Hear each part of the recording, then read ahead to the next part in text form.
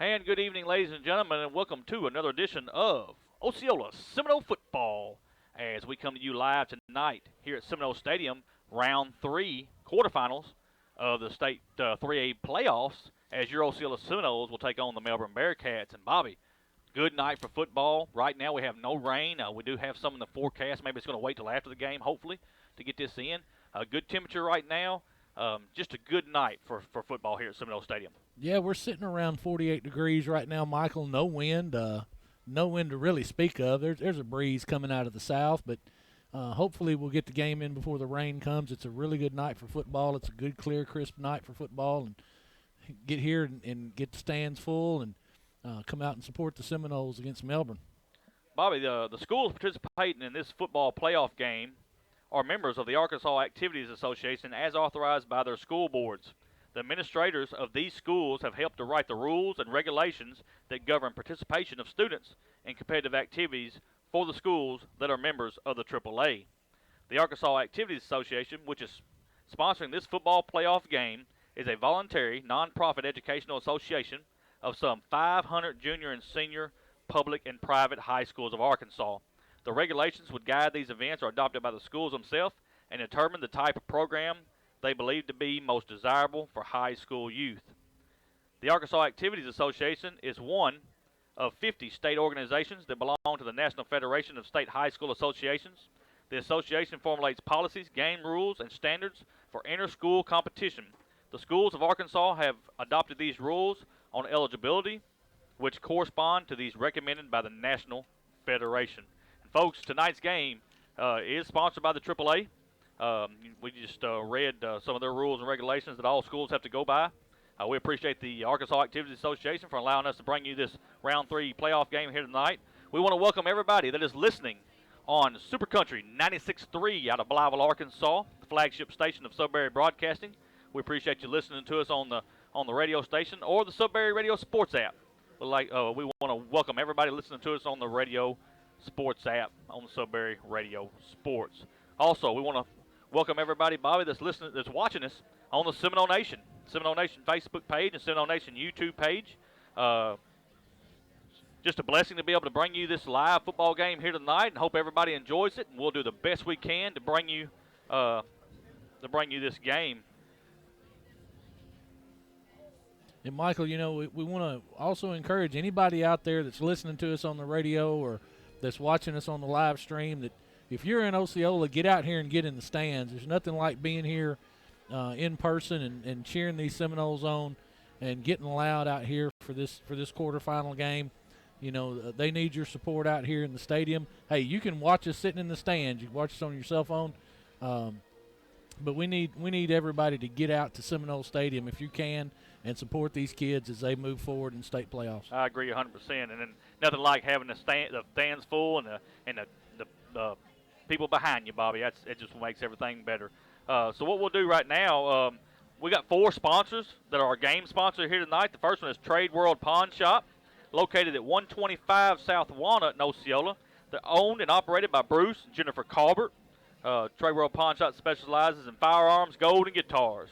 Trade World, you can buy, sell, or trade just about anything, Bobby. I mean, if you got anything worth anything, go up there and see Bruce, and he'll buy or maybe sell, or he may trade you for it. I mean, you don't ever know. I know they're doing a lot of buying of pecans right now, so that's one of the things they got going on at Trade World Pawn Shop. Bobby, Bruce is a 1986 alumni of Osceola High School, and Jennifer is a 1993 graduate of Osceola High School. So both are alumni of Osceola High School and are very proud to call herself alumni of Osceola. Trade World wants to wish Coach Robert Hooks and the Osceola Seminoles good luck, and let's win a state championship. We cannot thank Trade World Pawn Shop enough for their sponsorship of Seminole football. Our next sponsor, Bobby, is the Jones family. Eddie, Christy, Duncan, and Kylie Jones are lifelong residents of Osceola and are proud sponsors of Osceola Seminole football. Christy is a 1990 graduate of Osceola High School, and her daughter, Kylie, is the current member of the Osceola cheer squad, and she's in the 11th grade at Osceola High School. No matter what is going on, the Jones family is always there to support the Osceola Seminole athletics. Jones family wants to congratulate Coach Robert Hooks on the conference championship and good luck in the state playoffs. Again, we want to thank the Jones family for being a game sponsor here tonight. Bobby, our third sponsor is Miss Tracy Webb, the Webb family. Um, Tracy Webb and her family is a proud sponsor of Osceola Seminole football. Sadly, Tracy lost her husband, Scotty, in 2017. Both were avid Seminole supporters, and along with their three sons, Michael, Cody, and Chance, all three were products of the Osceola School District. Scotty himself was a 1990 graduate. Michael was a 2010 graduate, and Chance was a 2017 graduate, all of Osceola High School. So the Webb family wants to congratulate Coach Robert Hooks on a great season and good luck in the playoffs. Again, we want to thank the Webb family for being a game sponsor here tonight. And our fourth and final game sponsor here tonight is Delta Medical Transport, LLC, owned and operated by John and Martha Musgrave. Delta Medical Transport specializes in non-emergency transport, wheelchair transport, private pay, and they have licensed and insurance drivers. Delta Medical Transport is located at 417 East Main in Blytheville. You can contact Office Manager Gerald Hopkins Jr. at 870-824-6098. Delta Medical Transport is a proud sponsor of Osceola Seminole football and Osceola Seminole athletics. So, Bobby, you just heard from all four of our game sponsors, and we cannot thank them enough for what they do for us and allowing us to do this tonight. I also want to thank all of our other sponsors, and you'll see all of them as we go along here. First National Bank of Eastern Arkansas is our premier sponsor. They're the ones that made the Seminole Nation work. I want to thank Greg Reese and Taylor and everybody down at First National Bank of Eastern Arkansas. Without them, this would not be possible. Bobby, the Melbourne Bearkatz are coached by Kevin McCarn, 43-25 at Melbourne. He's got an overall record of 55-34-0, 89 games. Last season they were 7-4 overall, 4-2 in conference. Lost to Mansfield, 27-20 in the first round of the playoffs. This season they are 10-2 overall, 5-2 in the conference. Their wins come to Midland, 56-6, Cave City, 35-8, Charleston, 28-24, Yellowville Summit, 42-0, Marshall, 54-22, Mountain View, 28-0, Cedar Ridge, 47-14, Rosebud, 52-14. First round of the playoffs, they beat Center Point, 44-7, and then last week they went to Glen Rose, beat Glen Rose, 42-28 in the second round. Their losses come to both teams in conference, Clinton, 41-28, and Harding Academy, 45-0. And Bobby, in the past, let's see here, about 6-7 years, we have 3 games that Osceola has played. Melbourne, 2014 in conference, we beat Melbourne 36-22, and then we played them again in the second round of the state playoffs and beat them 14-7. The next year, 2015, we won 28-27. So we're 3-0 since 2014 against Melbourne. For rushing team yards, Bobby, rushing they're 1,153 yards, passing 2,444 yards. Bobby, that's 3,597 yards, 51 total touchdowns, 327 yards per game. So as you see, they're a little pass heavy, but they like to run the ball, and you'll see a little bit of both of that here tonight. Yeah, you're going to see them come out and try us on the inside zone. They run the same spread formation that every team just about Osceola's played this year runs. And they've seen the tape and they've seen the formula, but what we've seen in the past few weeks since the Hoxie game, we've seen the Osceola defense stiffen up against that run. You know, we do take some yardage in the run game, but Osceola has done a good job of limiting that as much as they possibly can. So I expect to see Melbourne try to throw the football around the field. That's what they've done most of the year.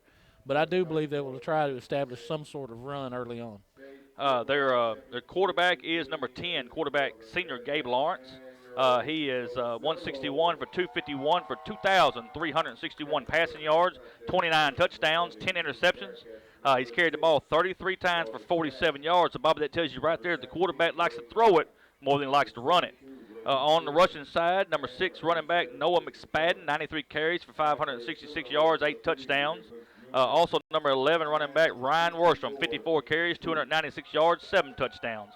Folks, on the receiving side, they've got number 1, 2, 3, and 4. Number 1's Alex Bray. He's a senior. He's got 29 catches for 436. Number 2 is Hunter Jennings, 27 catches for 537.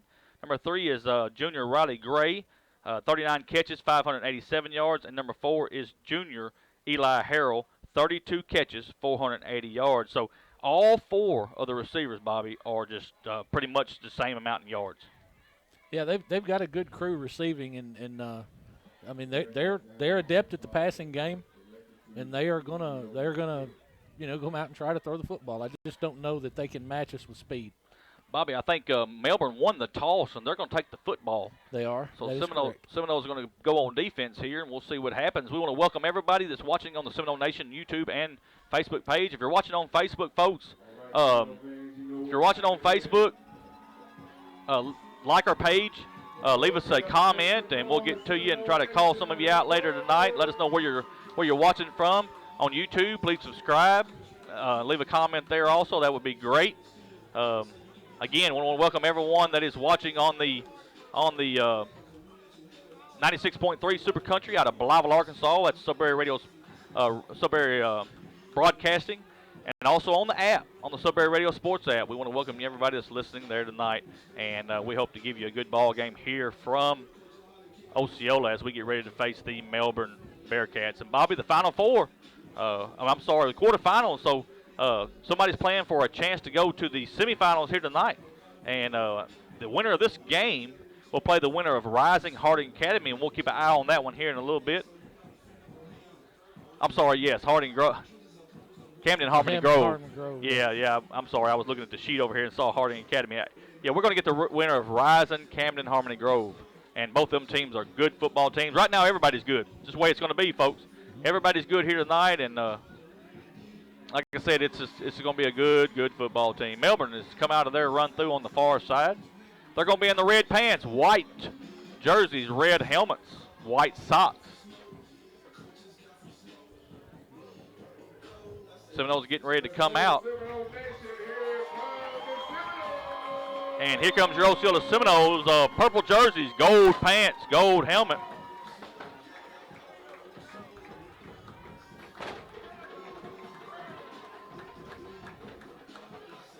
Bob, we're looking for a good football game here tonight. Melbourne went all the way to Glen Rose last week and beat them. They were the #1 seed out of their conference, and I promise you they're going to have the confidence coming here tonight to do the same thing to Osceola.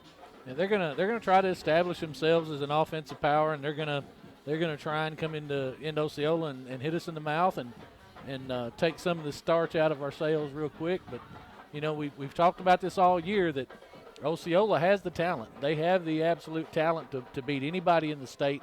It's really all about discipline and keeping the field clean, no dirty laundry, no yellow flags out there, and getting the job done. Just complete your assignment, play solid football, and we should be doing really well in this football game. Kicking for Osceola is a true freshman, number 34, Logan Slayton. Deep to receive for Melbourne is number 3, Riley Gray. Slayton approaches the ball. It's going to be a line drive kick. It's going to be taken at the 25. He's across the 30. Looking across, trying to get across the 35. That's number 11. Is going to have the ball. He's hit at the 40 and going to pile him up at about the 41-yard line. That is Ryan Worsham on the return. Yeah, the ball was kicked a little bit short. He comes up and fields it and gets a little bit of momentum going there and gets a good return. Melbourne starts in really good field position. So let's see what they have to offer on offense early on. Ball sitting at the 41-yard line, 1st and 10 for the Melbourne Bearkatz. First offensive possession for Melbourne. They're going to come to the line of scrimmage. They've got 2 wide receivers to the far side, 1 to the near side. Tight end is on the near side. Shotgun formation for the quarterback. That is number 10. That's Gabe Lawrence. Got number 6, Noah McSpadden, to his left. Got one man comes into motion. That's McSpadden. There's a snap. Quarterback's going to look to throw. He's still looking to throw. Going to throw right down the middle of the field, and it is right off the fingertips of number 1, Alex Bray. And Bobby, he was open for a split second. Yeah, he had a step there on Don Taven Littleton. Don Taven's covering him out of the slot and from his linebacking position. Trey Moore's over the top, helped with the safety, and Dan Newsom was in there as well. But right off the bat, they go empty. They go empty and 5 wide. They motion the setback out of the backfield and go empty. So they look to want to throw the football early. 2nd down and 10 for the Melbourne Bearkats. Shotgun formation. 3 wide receivers to the far side this time. 1 man in the slot. There is a snap. They're going to give it to McSpadden. He's crossed the 42, 43-yard line. Going to get across the 45, just to the 46-yard line. 5-yard gain brings up 3rd and 5 for Melbourne. And there it is. They try to establish the run there with the inside zone. Get a good 5-yard gain here to bring up third and manageable. Let's see what the Seminole defense dials up here and can bring on third down. It'd be a good spot right here for Osceola to get off the field. 3rd down and 5. Ball sitting at the 46-yard line of Melbourne. 2 wide receivers to the far side. 1 man in the slot on the near side. Shotgun formation. There is a snap. Quarterback's going to look to throw. We got a whistle, and we got a false start. That'll cost them 5 yards. Go back to the original line of scrimmage of the 41, and we'll have 3rd and 10. Yeah, that was a false start there. I think it was the right tackle that moved. That's the kind of thing, those pre-snap penalties that'll hurt Melbourne in this football game. Osceola now 3rd and 10, really good spot to get off the football field. Osceola playing the bear front. They're looking for the run here, and let's see what's offered. 2 wide receivers to the far side, 2 to the near side. Shotgun formation. Lawrence is your quarterback. There is a snap. He's looking to throw. Stands back there still looking. Going to throw right across the middle, and it is complete. Complete to number 4. That is Eli Harrell all the way up to the 38-yard line. 1st and 10 for Melbourne. I'm going to tell you something. That was a shot there. That was a frozen rope from Gabe Lawrence. Osceola rushes 3 there and doesn't get much pressure on him. Number 4 runs the post pattern into the center of the field and comes open in the middle of the zone. Ball sitting at the 38-yard line. Three wide receivers to the far side, 1 coming into the near side. Shotgun formation one more time. Lawrence is your quarterback. There is a snap. Going to give it to McSpadden. McSpadden's hit at the 36. Going to go across to the 30, up to about the 31-yard line. Going to be a 2nd down, 2nd and 3 for Melbourne. They come out in 11 personnel. They got a running back and a tight end and run the inside zone, and they make a really good gain there, about a 7-yard gain on 1st down. Ball sitting at the 31-yard line. Melbourne is moving the ball down the field. 10-15 left in the first quarter. 0-0 is your score. Going to have 3 wide receivers to the far side, 1 man in the slot to the far side. Everything's heavy to the right. Quarterback's in the shotgun. There's a snap. Going to give it to the running back. He's hit right at the line of scrimmage. Going to go to the 30-yard line. That'll be a 1-yard gain. It's going to bring up 3rd and 2 for Melbourne. A solid tackle there by Chris Littleton. He comes in and comes across the formation, is able to make a solid hit there and limit the gain. So we got 3rd and 2 sitting at the 30. Ball is sitting at the 30-yard line of Osceola. It's another opportunity for the Seminole defense to get off the field. 2 wide receivers to the far side. You got 1 in the near side. You got 1 man in the slot on the left-hand side. Shotgun formation, and we have a timeout. We're going to take a timeout with them. You listen to Osceola Seminole football. We'll be back in 1 minute.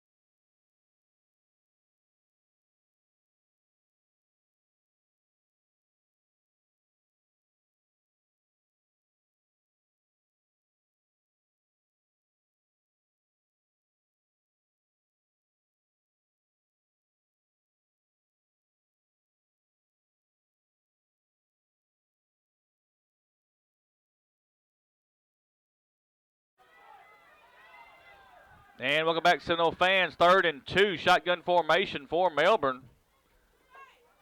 There is a snap. Quarterback's going to look to throw. He's still looking to throw. He's going to throw the out pattern, and it's good job out there by Dan Newsom. Knocks it away, and it's going to bring up a 4th and 2, Bobby.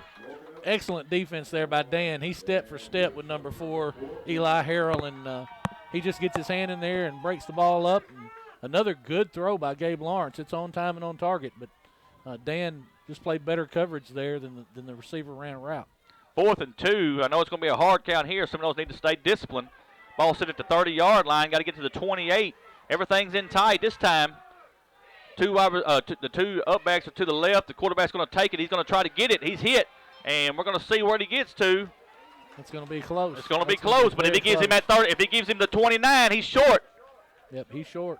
He's going to be short. It looks short to me. Let's see where they put the ball down at.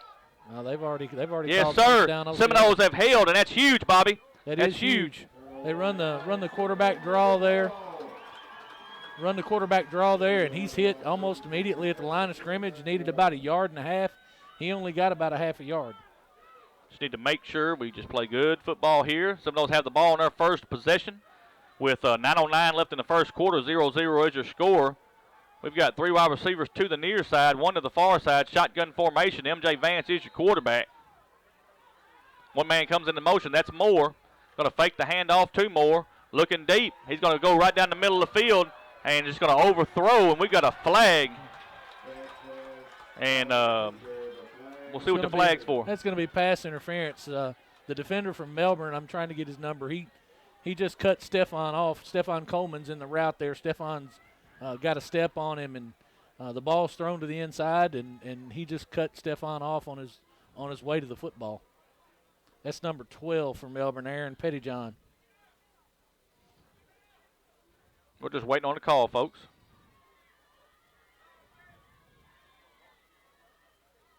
Yes, pass interference against Melbourne. So that will be a 15-yard penalty from the original spot. And that's going to put the ball down at the 44-yard line of Osceola, 1st and 10. It's just a situation where he impeded Stefan Coleman's ability to go make a play on the football. 4 wide receivers set, 2 wide receivers to the near side, 2 to the far side. Shotgun formation. Brandon Johnson's your running back. M.J. Vance is your quarterback.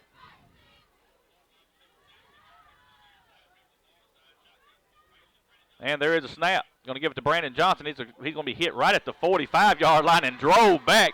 That's a tackle right there, Bobby. You got to give that young man credit. I'm trying to get a number.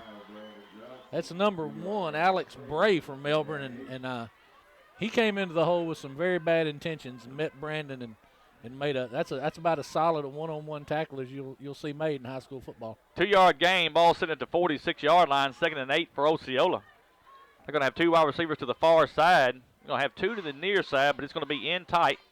Shotgun formation. Here comes one man in motion. There's a snap. They're going to give it to the man on the way through. He's going to go across the 50, and he'll be right at the 50-yard line. It's going to bring up a 3rd down, 3rd and 4 for Osceola. A jet sweep with Stefan Coleman there, and he makes a decent gain there, Michael. About 4.5 yards. Going to bring up 3rd and manageable for the Seminoles. 3rd and a long 4. Ball sitting right on the 50-yard line. 3rd down and 4. We got to get to the 46-yard line of Melbourne to get the 1st down. 3rd down. Seminoles looking to the sideline to get to play. 2 wide receivers to the far side, 1 to the near side. Shotgun formation one more time. Vance is your quarterback. Brandon Johnson is to his left. And there is a snap. Quarterback's going to keep it this time, and just ain't nowhere to go. They're going to give him probably to the 48-yard line for the forward progress. And that's going to bring up a 4th and about 2 yards, Bobby, and there was some confusion there. Yeah, the running back didn't wait for the fake, and MJ was just trying to make something positive out of a busted play. That appeared to be an RPO. They were going to a read option, not an RPO, just a read option there, and the running back, Brandon Johnson, never gave him an opportunity to hand the football. 4th and 2 for the Seminoles. They tried to drive them off sides, and they did not work. 2 wide receivers to the near side, 1 to the far side. Shotgun formation. Here we go. There is a snap. MJ's going to look to throw. He's going to throw, and it's Greg Hooks, and it's just out of his hands. And it's incomplete, and Melbourne will take over in good field position at their own 48-yard line. And that's on MJ right there, Michael. Greg was open. He ran the out route, the 5 and out. He's there. He's in position to make the catch, and that's just on MJ. So both teams have turned the ball over on downs. This will be the 2nd possession for the Melbourne Bearkatz. Ball sitting at the 48-yard line. Be 1st and 10. 3 wide receivers to the far side, 1 to the near side. Shotgun formation. Gabe Lawrence is your quarterback. There's a snap. Quarterback's going to run. He's across the 50, across the 45, down to the 44-yard line. That's about an 8-yard gain. It's going to bring up a 2nd and 2 for Melbourne. Read option there by Gabe Lawrence, and he pulls it and keeps it and gets 8 yards there on 1st down. Again, like I said earlier in the broadcast, Melbourne is going to have to try to establish the run. I believe that's what they want to do to open up their passing lanes. 2nd and 2, ball sitting in Osceola territory at the 44-yard line. Shotgun formation one more time. And there is a snap. They're going to give it to McSpadden this time, and he's going to be hit, and he's going to go forward up to about the 41-yard line. That will be a 1st and 10 for Melbourne. Hit by Javion Wiley and Dontaven Littleton, but he is able to pick up the first down. He gets about 3 yards there. They only needed 2. Melbourne moves the football, moves chains. Ball sitting at the 41-yard line of Osceola. 6:20 left in the first quarter. 0-0 is your score. Shotgun formation. 3 wide receivers to the far side, 1 to the near side. Lawrence is your quarterback. Got 1 man comes into motion. There is a snap. Quarterback's going to look to throw. It's going to be complete to number 3. He's going to juke, and they're going to hit him right about the line of scrimmage. He's going to go forward to the 40-yard line. 1 yard gain, 2nd and 9 for Melbourne. Several Seminoles there in position to make the tackle. Trey Moore finally gets him down. Just a wide receiver screen out there. Again, you know, we say this every week, Michael. It's going to be tough to stretch the Seminoles sideline to sideline. Be 2nd down and 9. Ball sitting at the 40-yard line of Osceola. Gabe Lawrence is going to be your quarterback here. He brings the play in from the sideline. They're going to have 2 wide receivers to the near side. 1 man comes into motion. There's a snap. Going to give it to the up man. He's going to be hit at the 40. Going to drive his feet across the 35 down to the 34-yard line. It's going to bring up a 3rd down, 3rd and 3 for Melbourne.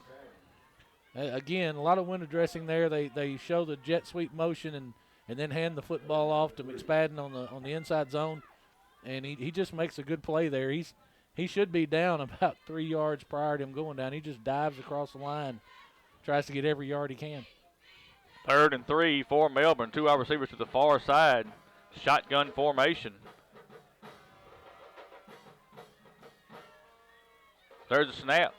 Quarterback's going to roll to his right. Still rolling to his right. He's going to throw, and it is complete at the 25-yard line down to the 24-yard line. And that's going to be a 1st and 10. Ball is complete to Eli Harrell, Bobby. That's just a 10-yard stop by Eli Harrell. He just goes out, turns around, 10 yards, turns, and looks back.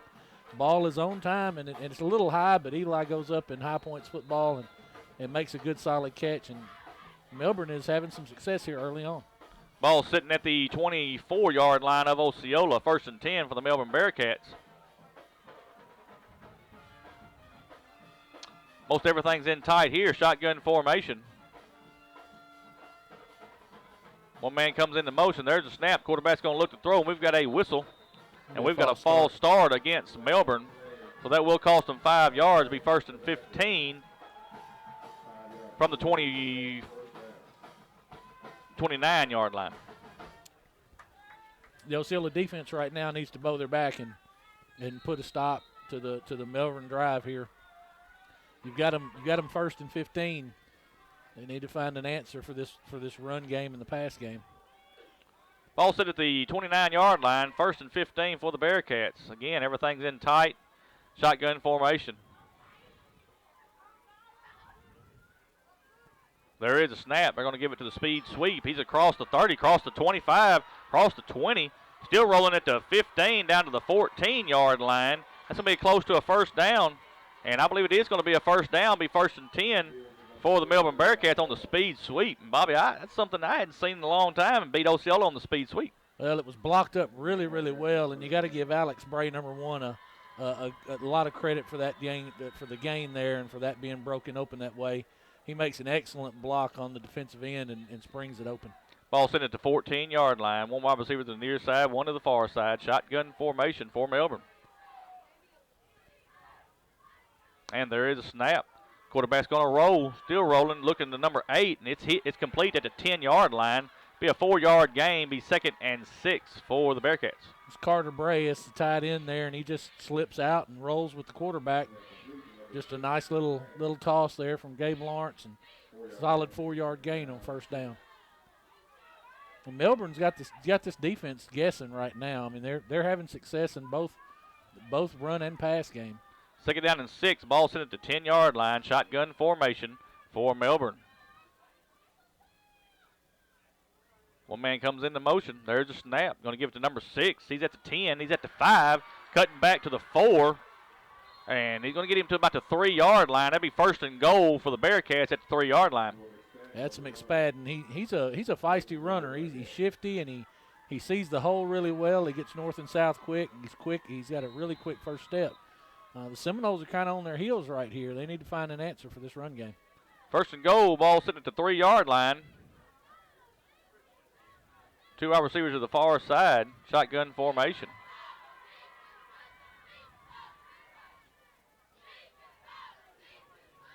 And there is a snap. Going to give it to number 6 one more time. He's going to be close to the goal line. He's going to get it to the 1-yard line. It's going to bring up second and goal from the 1. Another inside zone. Just hand the football to McSpadden and let him get north and south and try to gain yardage. He's done so successfully so far. What Osceola's got to watch for here is something wide or having Gabe Lawrence pull the football and run around the end there on him. 2 wide receivers to the far side. Second goal from the 1. Shotgun formation. And there is a snap. Going to give it to 6 one more time. He's going to walk into the end zone for a touchdown. That's a 1-yard touchdown for Melbourne, number 6. That is Noah McSpadden. Yeah, McSpadden just walks into the end zone. That was blocked up really, really well.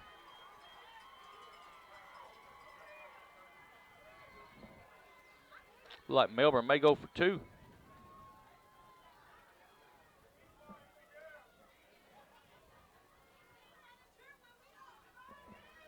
And they're going to line up to go for 2. 2 wide receivers to the near side, 1 to the far side, shotgun formation.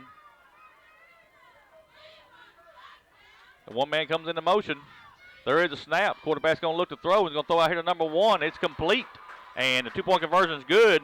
At 2:08 left in the first quarter. Melbourne 8, Osceola 0. You're listening to Osceola Seminole football. We'll be back in 30 seconds.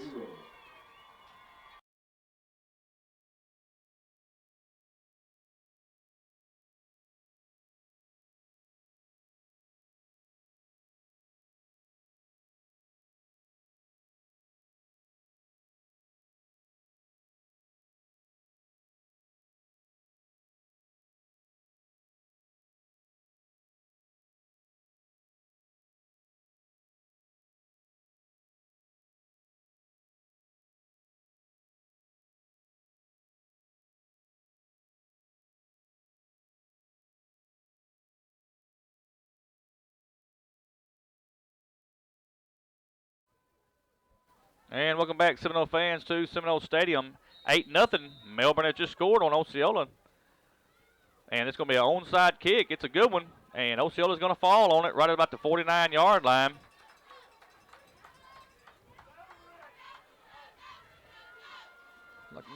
That's number 6, Nick Charles. The good recovery there. He gets on the football and gets down. Osceola's got good field position. Right here, Osceola needs to respond. This is a little bit of uncharted territory since the first of the season. You know, we've come out and jumped on teams pretty handily in most of our conference games, and this is something, you know, you got to see how these kids respond. You want to see your seniors step up and go down here and tie this football game up. Ball sitting at the 49-yard line of Osceola. Spread formation. Shotgun for MJ Vance. There's a snap. Going to give it to, that's number 5, Brandon. I believe that's number 5, Brandon Johnson. He's going to get it to the 46-yard line. 5-yard gain, 2nd and 5 for the Seminoles. Blocked up really well. Kenyon Troop and Bill Estelle did a good job in there getting some push, and Brandon just gets tripped up, or he may go for more. Seminoles are right back to the line of scrimmage. Ball sitting at the 46. We'll give it to Brandon again. He's across the 40. He's across the 35 down to the 30-yard line. And it's going to be a big gain there for Brandon Johnson. And the Seminoles will have the ball 1st and 10 on the Melbourne 30-yard line. Now they see something they like in the middle of that line.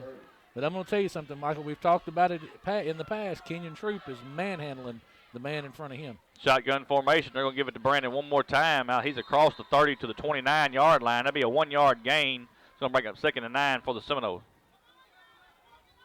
Melbourne switched fronts that time. They went to a 3-down lineman front, and it looked like there was a little confusion on the offensive line of the Seminoles. Seminoles looking to the sideline, trying to get the play in. Be 2nd and 9. Ball sitting at the 29-yard line of Melbourne. Shotgun formation. 4 wide receivers set. There is a snap.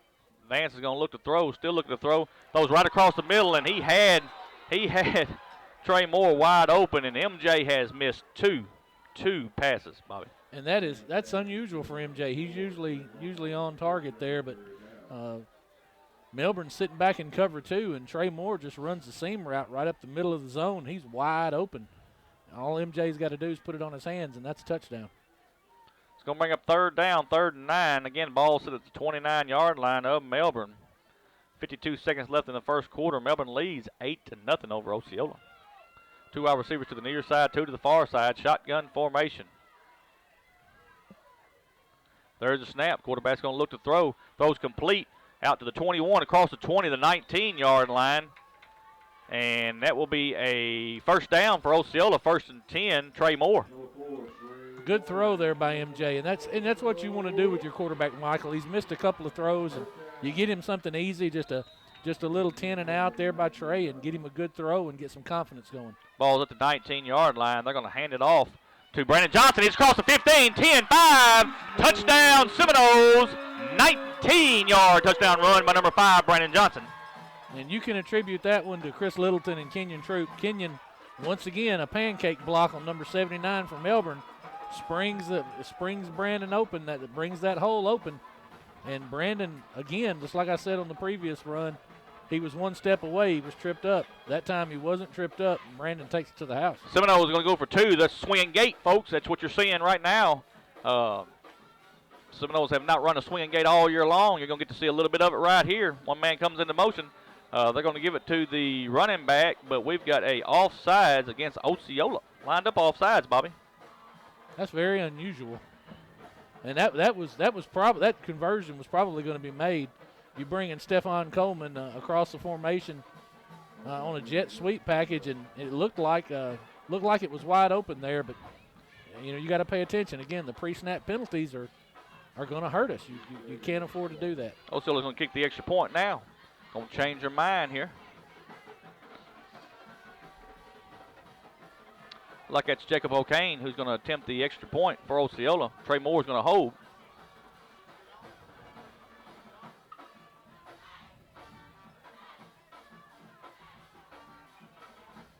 There's a snap. Hold is down. Kick is up, and it is right down the middle. Good. So with 36 seconds left in the first quarter, Melbourne 8, Osceola 7. We'll take a timeout. Be back in 30 seconds.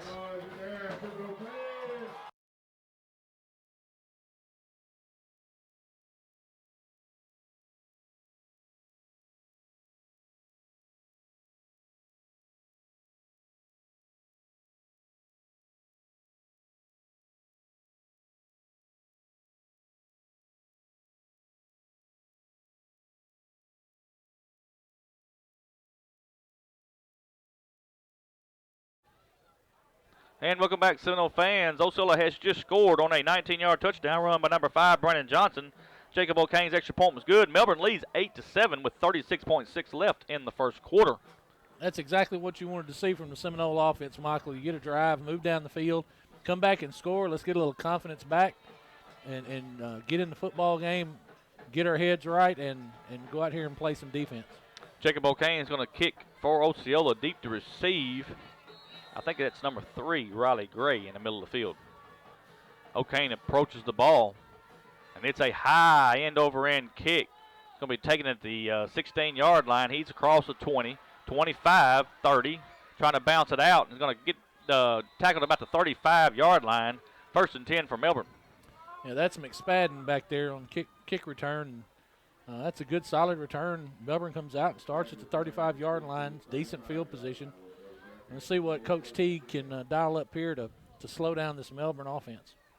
Ball sitting at the 35-yard line, be 1st and 10 for the Melbourne Bearkatz. Again, we want to welcome everybody listening to 96.3 Super Country out of Believille and also the Sudbury Radio Sports app. And everybody watching on the Seminole Nation Facebook page and YouTube page. Melbourne's going to have 2 wide receivers to the near side, 2 to the far side, shotgun formation.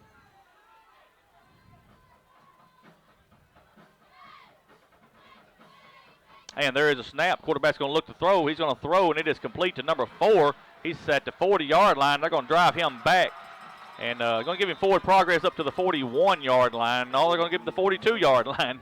He's doing a two-step down there, Bobby, with the spot.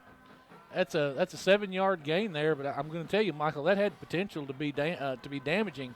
Trey does a good job of getting off the block and getting back into the play, getting the receiver on the ground. That was set up really well. That wide receiver screen was set up very well.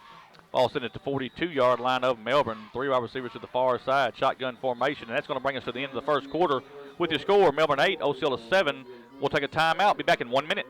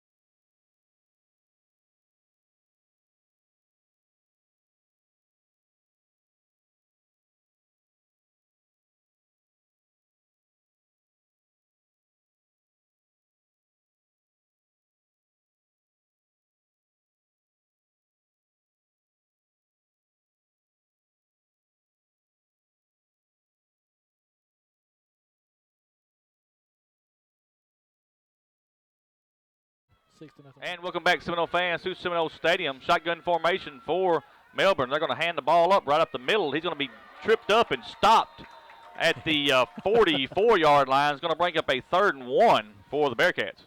Little gamesmanship there by McSpadden. He's on the ground already, and he's crawling forward trying to get something out of the official. I don't think they gave him much, but he didn't stop. He tried to crawl forward there. 3rd and 1 for the Melbourne Bearkatz. Ball sitting again is at the 44-yard line of Melbourne. 2 wide receivers to the near side, 3 wide receivers to the near side, shotgun formation. Gabe Lawrence is your quarterback. McSpadden is your lone running back. There's a snap. He's going to look the throw, still looking to throw, and it is. Oh, it should have been picked off. Brandon Johnson had it in his hands, and Bobby, in games like this, that is the difference. You've got to make that play. That's that same play they ran a while ago for a good gain. Number 2 there, Hunter Jennings, is coming from the tight end spot. He's just rolling with the quarterback there, and he's about 5 yards off the line of scrimmage. Brandon reads it and gets his hands on the football. You need to bring that down, but you've got a 4th and short here for Melbourne to see if Osceola can hold here. 4th and 1 wide receiver to the far side, 1 to the near side. Shotgun formation. And there's a snap. They're going to give it to number 6. He's got a hole, and he's across the 50 to the 49. That'll be a 1st down for Melbourne. That's just a good, hard run by McSpadden. He is hit in the backfield, but he's able to power through and pick up enough yardage for the 1st down. Bobby, we go back to that play before that. In games that you got teams that are almost as even. If they give you a gift, you've got to take it. You've got to. And maybe we'll get another opportunity there. 1st and 10 for Melbourne at the 46-yard line of Melbourne. 2 wide receivers to the near side, 2 to the far side. Shotgun formation. And there's a snap. Quarterback's going to give it to the running back up the middle. He's going to get up to the 49-yard line. That'll be a 3-yard gain, 2nd and 7 for Melbourne. Yeah, I'm looking down there on the field, Michael. You got M.J. Vance playing defense right now. You know, we talked to Coach Hooks earlier in the season about this, and he felt like that was kind of detrimental to MJ's offensive play. But, you know, it just tells you right there that Coach Hooks is serious about stopping this run game. No doubt about it. 1 wide receiver to the near side, 2 to the far side. Jumbo package to the left. Quarterback is in the shotgun. 1 man comes into motion. There's a snap. Quarterback's going to look to throw. We've got a flag, and both of them are pushing, both of them. and we'll see what the flag's for. Usually when they do that right there, Bobby, it could be offsides. We'll just have to see it. I didn't notice anybody offsides for Osceola, but the flag was thrown, and it wasn't a dead ball foul, so it must be an offsides against Osceola. But right there, number 1, Alex Bray, he's He's handsy. He's pushing off the No, it's whole gonna way be- down the field. It's going to be illegal shift against Melbourne. And he's going to back him up. Well, they did have Bray in motion. Bray was coming across the formation in motion, so someone else must have moved at the same time. Either that or he went towards the line of scrimmage before he could. That's very possible. But the two wide receivers both were pushing. I'm going to tell you, Bray had his hands on Trey Moore the whole way down the field. He did. He did.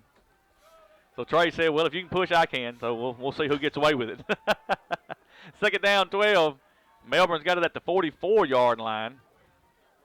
This is an opportunity for the Seminole defense here. You don't give up a big play right here. 4 wide receivers to this near side. Shotgun formation. There's a snap. They're going to give it to the running back. He's going to be hit. Going to be dropped at the 49-yard line. That's going to bring up a third down. Third and about 7, Bobby. They spread the formation there, bring everything heavy to the right side, and just run the ball up the middle there. MJ does a good job of getting McSpadden on the ground. He had an opening there for just a split second. MJ does a really good job limiting that game. Melbourne comes to the line of scrimmage. 4 wide receivers set once again. Shotgun formation. There's a snap. Quarterback's going to look to throw. He's going to throw over here complete to number 4. And he's got it positive yards across the 40 down to about the 38-yard line, 39-yard line. First and 10 for Melbourne. Just a bubble screen there, and I'm going to tell you, number 2, Hunter Jennings, and number 6, Noah McSpadden, both made excellent blocks to spring that. They blocked really well out here on the edge and got that opening there so that they could get that first down. Ball sitting at the 39-yard line of Osceola. First and 10 for Melbourne. 9:20 left in the second quarter. 8-7 is your score. Melbourne leading by 1 point. 2 wide receivers to the near side. One man goes into motion. There's a snap. Quarterback's going to look to throw. Going to throw right down the middle of the field, and it's overthrown, intended for number 1. I believe that's number 1. Yes, that's Alex Bray. And Lawrence is going to want that one back. That's just a seam route. Bray lines up in tight end position. He just runs right up the seam, right down the middle of the zone for Osceola, and he's wide open. That's the first bad throw we've seen Lawrence make. We're going to need a bunch more of them tonight. Second and 10, sitting at the 39-yard line. 2 wide receivers to the far side. Now they're going to load up this right-hand side over here. And there is a snap. They're going to give it to number 6. He's hit line of scrimmage, but he's going to fall forward to about the 37-yard line. That's a 2-yard gain. It's going to bring up third and 8 for the Melbourne Bearkatz. That's good defense by the Seminoles, limiting McSpadden's gain there. Just again, the inside zone. They've been successful with it. They continue to run it, but we see Osceola creeping forward. That's why that seam pass was so wide open. The linebackers are stepping in. Your safeties are creeping up because of the success in the run game by the Bearkatz. Third down, 3rd and 8 for Melbourne. 1 wide receiver to the far side. They got 3 to the near side. One man comes into motion. And they're going to look to throw. Going to throw right down the middle of the field. He's wide open. Number 3, and that's going to go in for a Melbourne Bearcat touchdown, Bobby. 36-yard pitch and catch. Same route. Came out of the slot this time, just right up the seam, right down the middle of that zone, split that zone.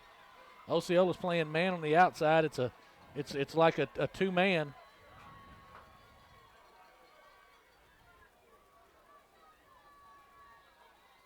Got 2 high safeties, and they just split the middle of the zone right down the seam. Like Melbourne's going to go for 2. They got 2 wide receivers to the far side. Shotgun formation once again. One man comes into motion, and there's a snap. They're going to give it to number 6. He's looking for a hole. They're trying to get him back, and he's going to be stopped. 2-point conversion is no good. 8:15 left in the second. Melbourne 14, Osceola 7. We'll take a timeout. Let our sponsors get a word in. We're back in 30 seconds.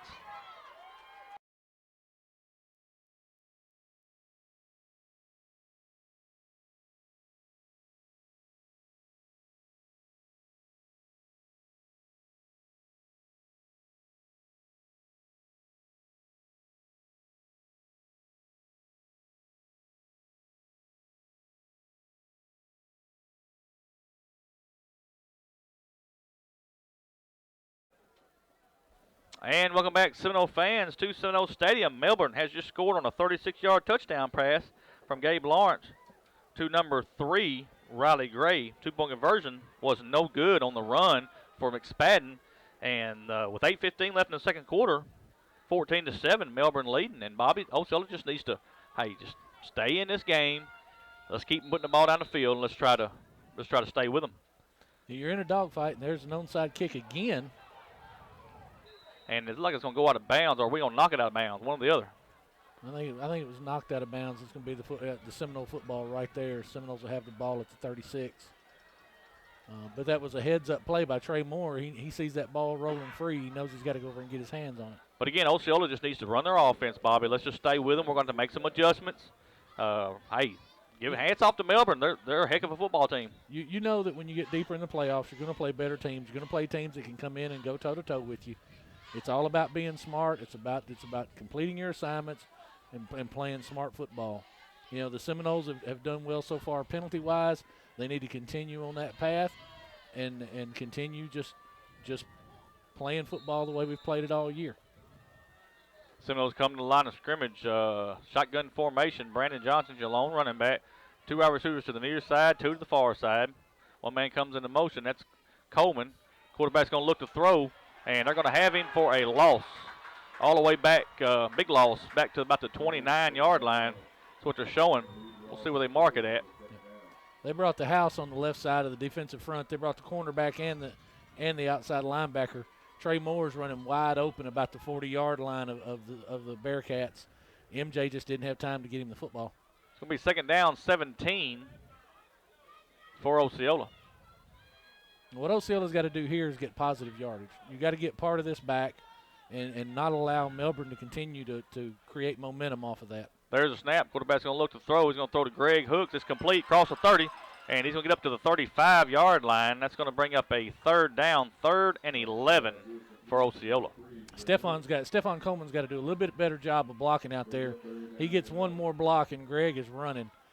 But again, good, solid, positive yardage there. Get the ball on the outside to your playmakers. Greg is definitely one of our playmakers. And now you've got a 3rd and 11, and it's 3rd and long, but it's much more manageable than a 3rd and 19. 3rd down and 11, ball sitting at the 35-yard line. 2 wide receivers to the near side, 1 to the far side. Shotgun formation. Greg's going to reset. There's a snap. Quarterback's going to look to throw. He's still looking to throw. He's going to now take off, and he's going to be hit at the 35 to 40. He's going to go across the 45, and we're going to be short. No, wait a minute. If this referee right here marks it, it's the first down. Give him the first down. Yes, I thought we were short, but they're going to give him to the 47-yard line, and that's going to be a first down. MJ Vance. We've seen that all year, Michael. MJ just puts the team on his back and says, come on, let's get this first down. 11, that's about a 12-yard run, and MJ's hit several times in there and just continues to fight forward for yardage. 3 wide receivers to the near side, 1 to the far side. Shotgun formation. There's a snap. They're going to give it to Brandon Johnson. He's trying to get away. They're going to get lost back to the 44-yard line.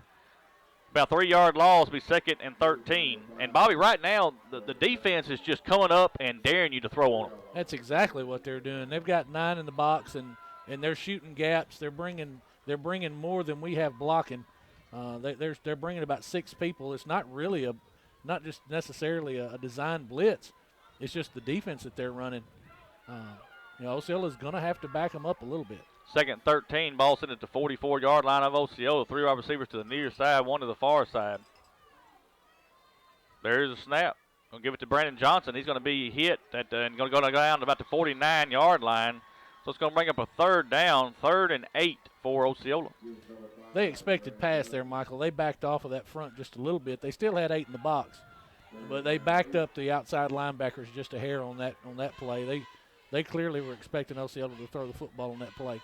Just you got to do a better job on the front there. The interior of the line is blocking well, but out on the edges there, we're not setting the edge and getting the blocks set well enough to spring Brandon on the outside. 3rd and 8 for Osceola. Shotgun formation. One man's going to reset. There's a snap. Quarterback's going to look to throw, and he's going to throw, and it's complete to Trey Moore. He's at the 40, and he's going to go out of bounds right at the 40-yard line. That's a first down for Osceola in the Melbourne territory, Bobby. That's a 10-yard stop. Trey runs his route well. It's Chris, puts his foot in the ground, turns around. MJ's got the ball there on time and on target. First down, Osceola. And this again, Michael, this is two heavyweights. You know, they're standing out here punching. They're toe-to-toe. This is the response you want to see out of the Seminole offense. Shotgun formation for Osceola.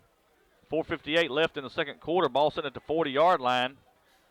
First and 10 for the Seminoles. Stephon Coleman's back in the backfield at running back. There's a snap. They're going to give it to Stephon, and he just dances to the left, dances back to the right.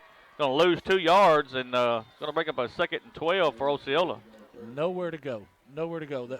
The front five of that Melbourne defensive front, they're getting penetration, and they're quick. They're not as big as some of the teams we faced this year, but they're quick off of the football. Their first step is quick, and Osceola's going to have to come up with some answers there.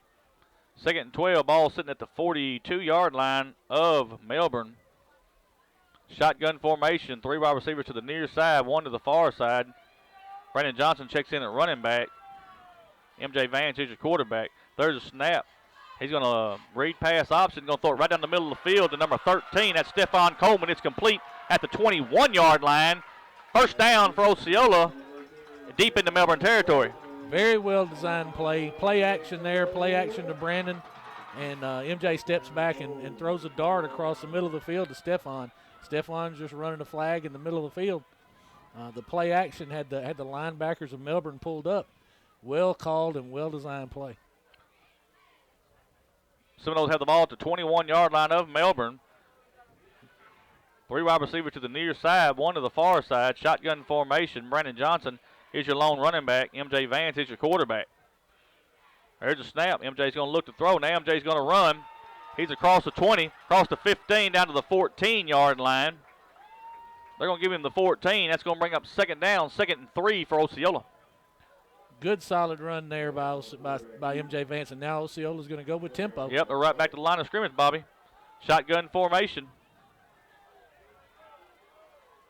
There's a snap. Vance is going to look to run. This time he's going to go right up the middle. He's across the 10. We've got a flag way back at the 14-yard line, and we'll just have to see what the flag's for.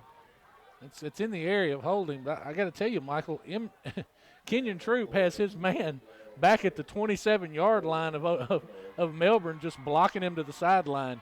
We'll be holding against Osceola, Bobby, and you're right. That was a great block, but it's going to negate the play, and we're going to have a 10-yard walk-off.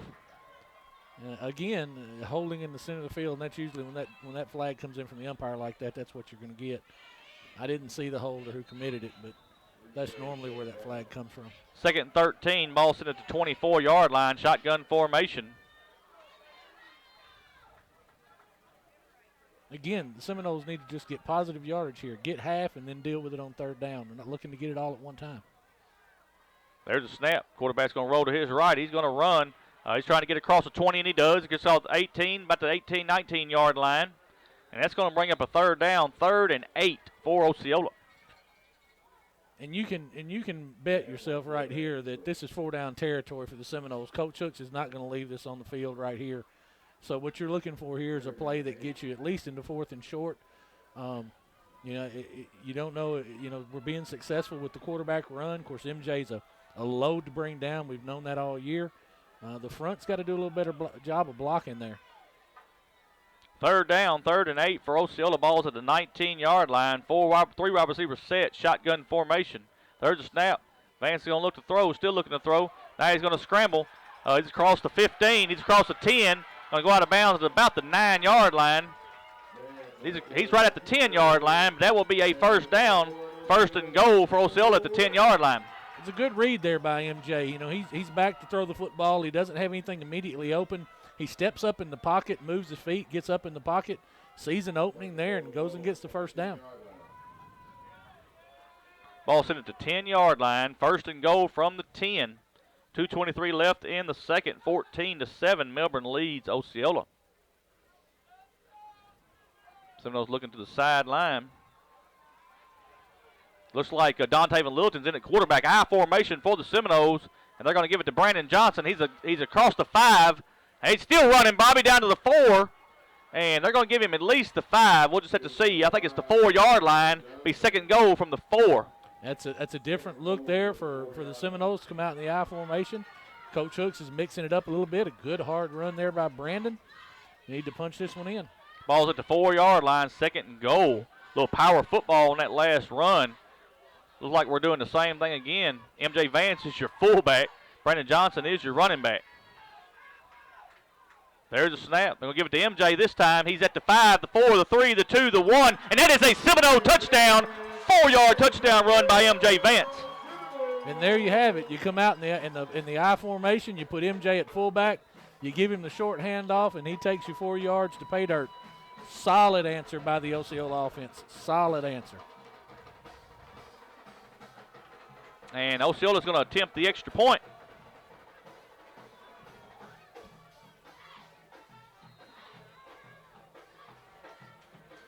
Jacob O'Kane is going to attempt the extra point for Osceola. There's a snap. The hold is down. Kick is up, and it is good. 1 minute, 44 seconds left in the second quarter. Osceola 14, Melbourne 14. Take a timeout. Let our sponsors get a word in. We're back in 30 seconds.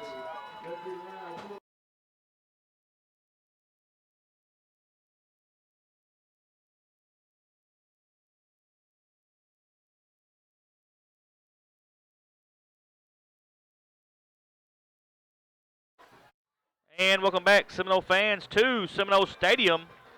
Seminoles have just scored on a 4-yard touchdown run by number 2, MJ Vance. The extra point was good. And, folks, we got a 14-14 game with 1:44 left here before the half. And, Bobby, it's very crucial that Osceola holds this team to no points. Seminoles get the ball in the second half. And that's correct, Michael.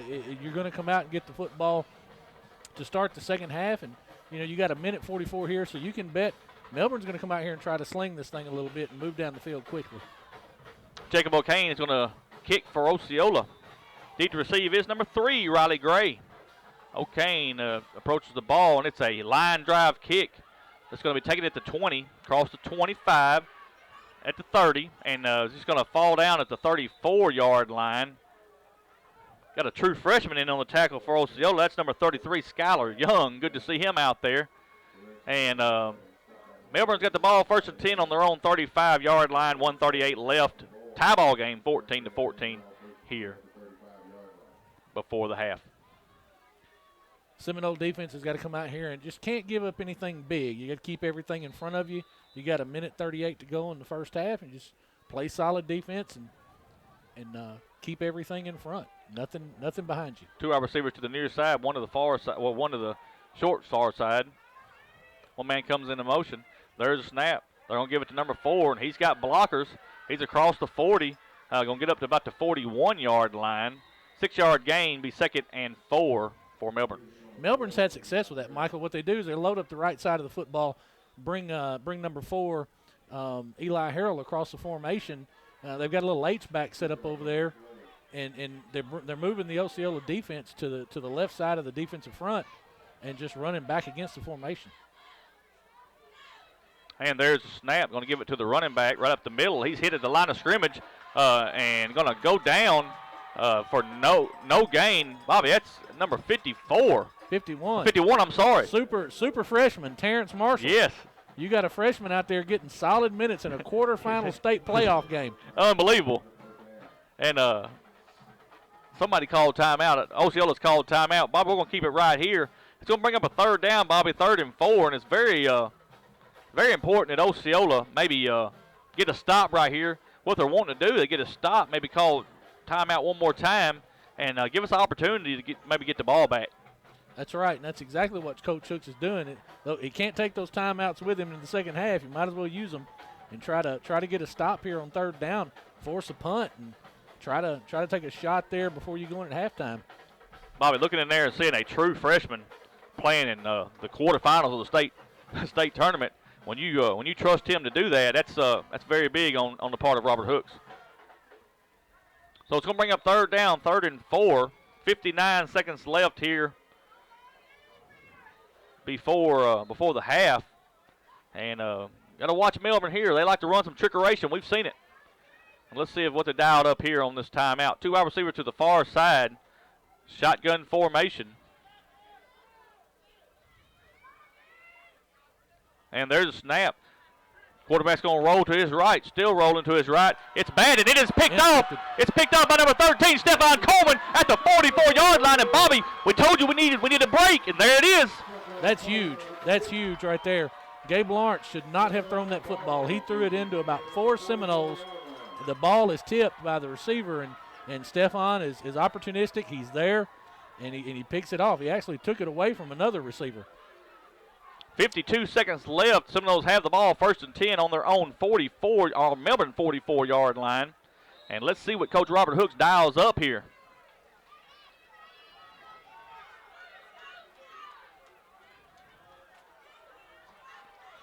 Three wide receivers to the far side, one to the near side. Shotgun formation. Vance is your quarterback. One man comes into motion. There's a snap. Quarterback's going to look to throw. Still looking to throw. And he's going to throw right across the middle and intended for Dan Newsom, thrown behind him, Bobby. Yeah, Dan's open there, and MJ just throws the ball behind him. Dan can't stop it quick enough to get his hands back and get a catch there. He leads Dan. That's a pretty good gainer. Bobby, that time they sold out to the pass. Good draw would have just killed him. Yep. Three wide receivers to the far side, one to the near side. Shotgun formation one more time. One man comes into motion. Oh, no, he's going to reset. There's a snap. Quarterback's looking to throw. He throws, and it is incomplete, intended for Trey Moore, and it's just going to be incomplete. MJ's just not being as accurate tonight as we've seen in the past. He's got to bring that ball up. Of course, you'd like to see Trey make that catch, but MJ's got to give him a catchable football. 43 seconds left here before the half. Need a first down before you can do anything, folks. So we need to at least get half of this, if not more. Ball sitting at the 44-yard line. 3rd and 10 for the Seminoles. They got three wide receivers to the far side, one to the near side. Shotgun formation. There's a snap. Quarterback's looking to throw. And he's going to throw, and he's looking for – he's been held. You got to call Nobody that. calls it. He grabs Trey Moore by the jersey. Oh, my goodness. Had him on the double move, and he was beat until he grabbed him by the back of the jersey, Bobby. I'll tell you right now, these Melbourne defensive backs are handsy. I don't know how you don't call that. Trey was clearly held there. Well, the line judge here is the one that should have called it because he was behind the play. Mm-hmm. Man, I just don't know how they missed it. It's going to be 4th down. 4th down. Got to get to the 34-yard line, so we need a first down. Yeah, we need a first down, or you're going to give Melbourne the football back with about 28 or 29 or 27 or 28 seconds left. Play clock's at 5. They're going to have to. I'm sure Coach Hook's going to call a timeout here. Seminoles are going to take a timeout, folks. Let's take a timeout with them. You're listening to Osceola Seminole football. We're going to be back in 30 seconds.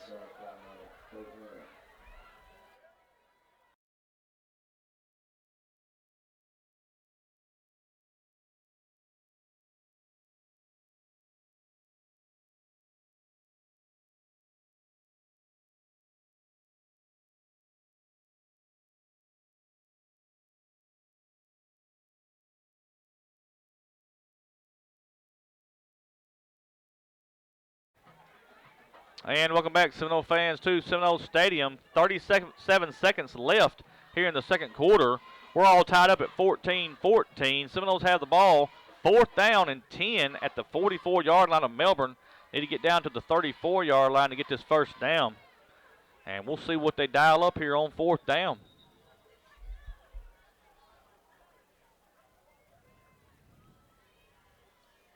Might see a little trickeration here by Coach Hooks.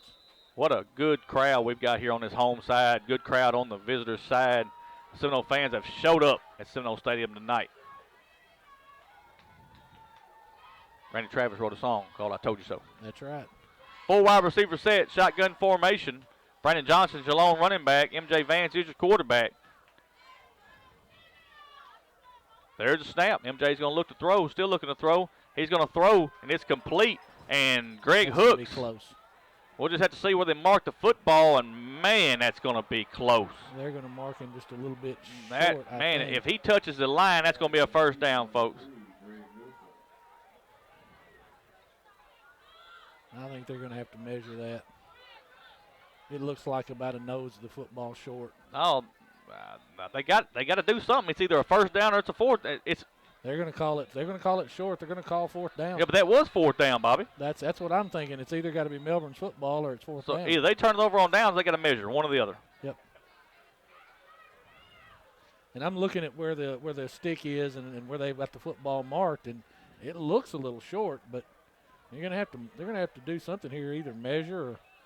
Oh no, they got to at least measure it. I mean, come on, ask for a measurement. Hey, at least measure it. I mean, it's right there. I mean, how can you do that? At least ask for a measurement. I don't understand why they didn't measure that. That yard marker's right at the. It's close. The 34-yard line, and the football is touching the 34-yard line. Bobby, if he's got that good of an eye.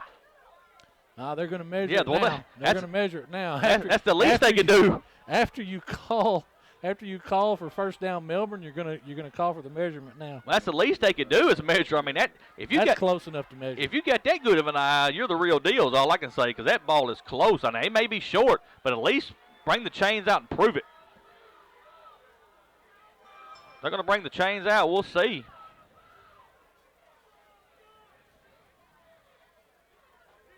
Set it down. They're gonna stretch it out.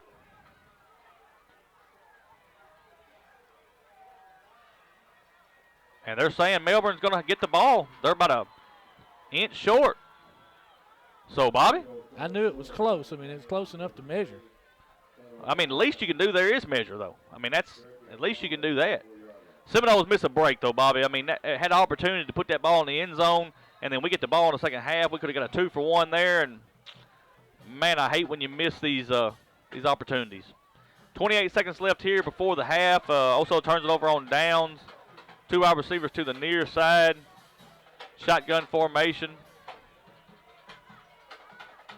And there's a snap. They're going to give it to the running back. He's trying to get to the outside. He's going to be hit right at the line of scrimmage, thrown down at the 35-yard line. 1 yard gain. It's going to bring up 2nd and 9 for the Bearkatz, and let's see if they elect to run another play. And I don't think so. I don't think they will. I think they'll be satisfied with a 14-14 tie at half. You're away from home. You're in a hostile environment. And it looks like they're going to be happy with the tie. And that's going to bring us to your halftime, folks. We just score Melbourne 14, Osceola 14. Osceola will have the ball in the second half. And, Bobby, good first half. I mean, both teams played, the way that you would think that two teams that are in the quarterfinals of the state tournament, that's the way they play. You knew that you were going to get the best that Melbourne had to offer. And they're a solid football team. Their offense executes well, and they've played well defensively. So, folks, what we'll do right now, we'll get our stats together, our plays, and all that stuff together, and we'll come back. We've got to let our sponsors get a word in. What a whole lot of breaks there in the first half, so we're going to make up for some commercials. You are listening to Osceola Seminole Football on 96.3 Super Country and the Sudbury Radio Sports app, and you are watching the live feed on the Seminole Nation Facebook page and YouTube page. We're going to be back in 4 minutes. Ed Harshman and Harshman Rentals, located at 202 West Johnson in Osceola, can meet all of your residential and storage rental needs. Harshman's has apartments and housing located throughout Osceola and Mississippi County, both furnished and unfurnished, available for rent. You can contact Harshman Rentals at 870-563-3694. Ed Harshman and Harshman Rentals are a proud sponsor of Osceola Seminole Athletics and the Seminole Nation. First National Bank of Eastern Arkansas is the official bank of the Seminole Nation and the Robert Hooks Show. Our premier sponsor, First National Bank of Eastern Arkansas, is Eastern Arkansas's largest independently owned bank. First National Bank of Eastern Arkansas specializes in all your banking needs, including personal banking, online banking, business banking, savings accounts, loans, CDs, and IRAs. Go down to the First National Bank of Eastern Arkansas, speak with President Greg Reese and teller supervisor and loan processor Taylor Lucius for all your banking needs. First National Bank of Eastern Arkansas is a proud sponsor of the Osceola Seminole Nation and the Robert Hooks Show. First National Bank of Eastern Arkansas, member FDIC. H&R Block of Mississippi County is a tax preparation and financial service located at 2981 West Kaiser in Osceola. They can be reached at 870-563-5710. H&R Block of Mississippi County is a proud sponsor of the Seminole Nation. Roller Swift Funeral Home of Osceola is a proud sponsor of the Seminole Nation and Osceola Seminole Athletics. Located at 2173 US 61 South, Roller Swift Funeral Home specializes in funeral services and helping families with the costs associated with them. For more information, contact them at 870-563-6578 and speak with David Tucker. Roller Swift Funeral Home, with all our respect. Bugmobile of Arkansas, located at 408 South Walnut in Osceola, specializes in pest control and termite control for both residential and commercial properties. Owners Oscar and Jade Gonzalez would be happy to come out and give you a free estimate, and you can also contact Bugmobile at 870-563-6811. Bugmobile is a proud sponsor of your Osceola Seminoles and the Seminole Nation. Ed Harshman and Harshman Rentals, located at 202 West Johnson in Osceola, can meet all of your residential and storage rental needs. Harshman's has apartments and housing located throughout Osceola and Mississippi County, both furnished and unfurnished, available for rent. You can contact Harshman Rentals at 870-563-3694. Ed Harshman and Harshman Rentals are a proud sponsor of Osceola Seminole Athletics and the Seminole Nation. First National Bank of Eastern Arkansas is the official bank of the Seminole Nation and the Robert Hook Show. Our premier sponsor, First National Bank of Eastern Arkansas, is Eastern Arkansas's largest independently owned bank. First National Bank of Eastern Arkansas specializes in all your banking needs, including personal banking, online banking, business banking, savings accounts, loans, CDs, and IRAs. Go down to the First National Bank of Eastern Arkansas, speak with President Greg Reese and teller supervisor and loan processor Taylor Lucius for all your banking needs. First National Bank of Eastern Arkansas is a proud sponsor of the Osceola Seminole Nation and the Robert Hook Show. First National Bank of Eastern Arkansas, member FDIC. H&R Block of Mississippi County is a tax preparation and financial service located at 2981 West Kaiser in Osceola. They can be reached at 870-563-5710. H&R Block of Mississippi County is a proud sponsor of the Seminole Nation. Roller Swift Funeral Home of Osceola is a proud sponsor of the Seminole Nation and Osceola Seminole Athletics. Located at 2173 US 61 South, Roller Swift Funeral Home specializes in funeral services and helping families with the costs associated with them. For more information, contact them at 870-563-6578 and speak with David Tucker. Roller Swift Funeral Home, with all our respect.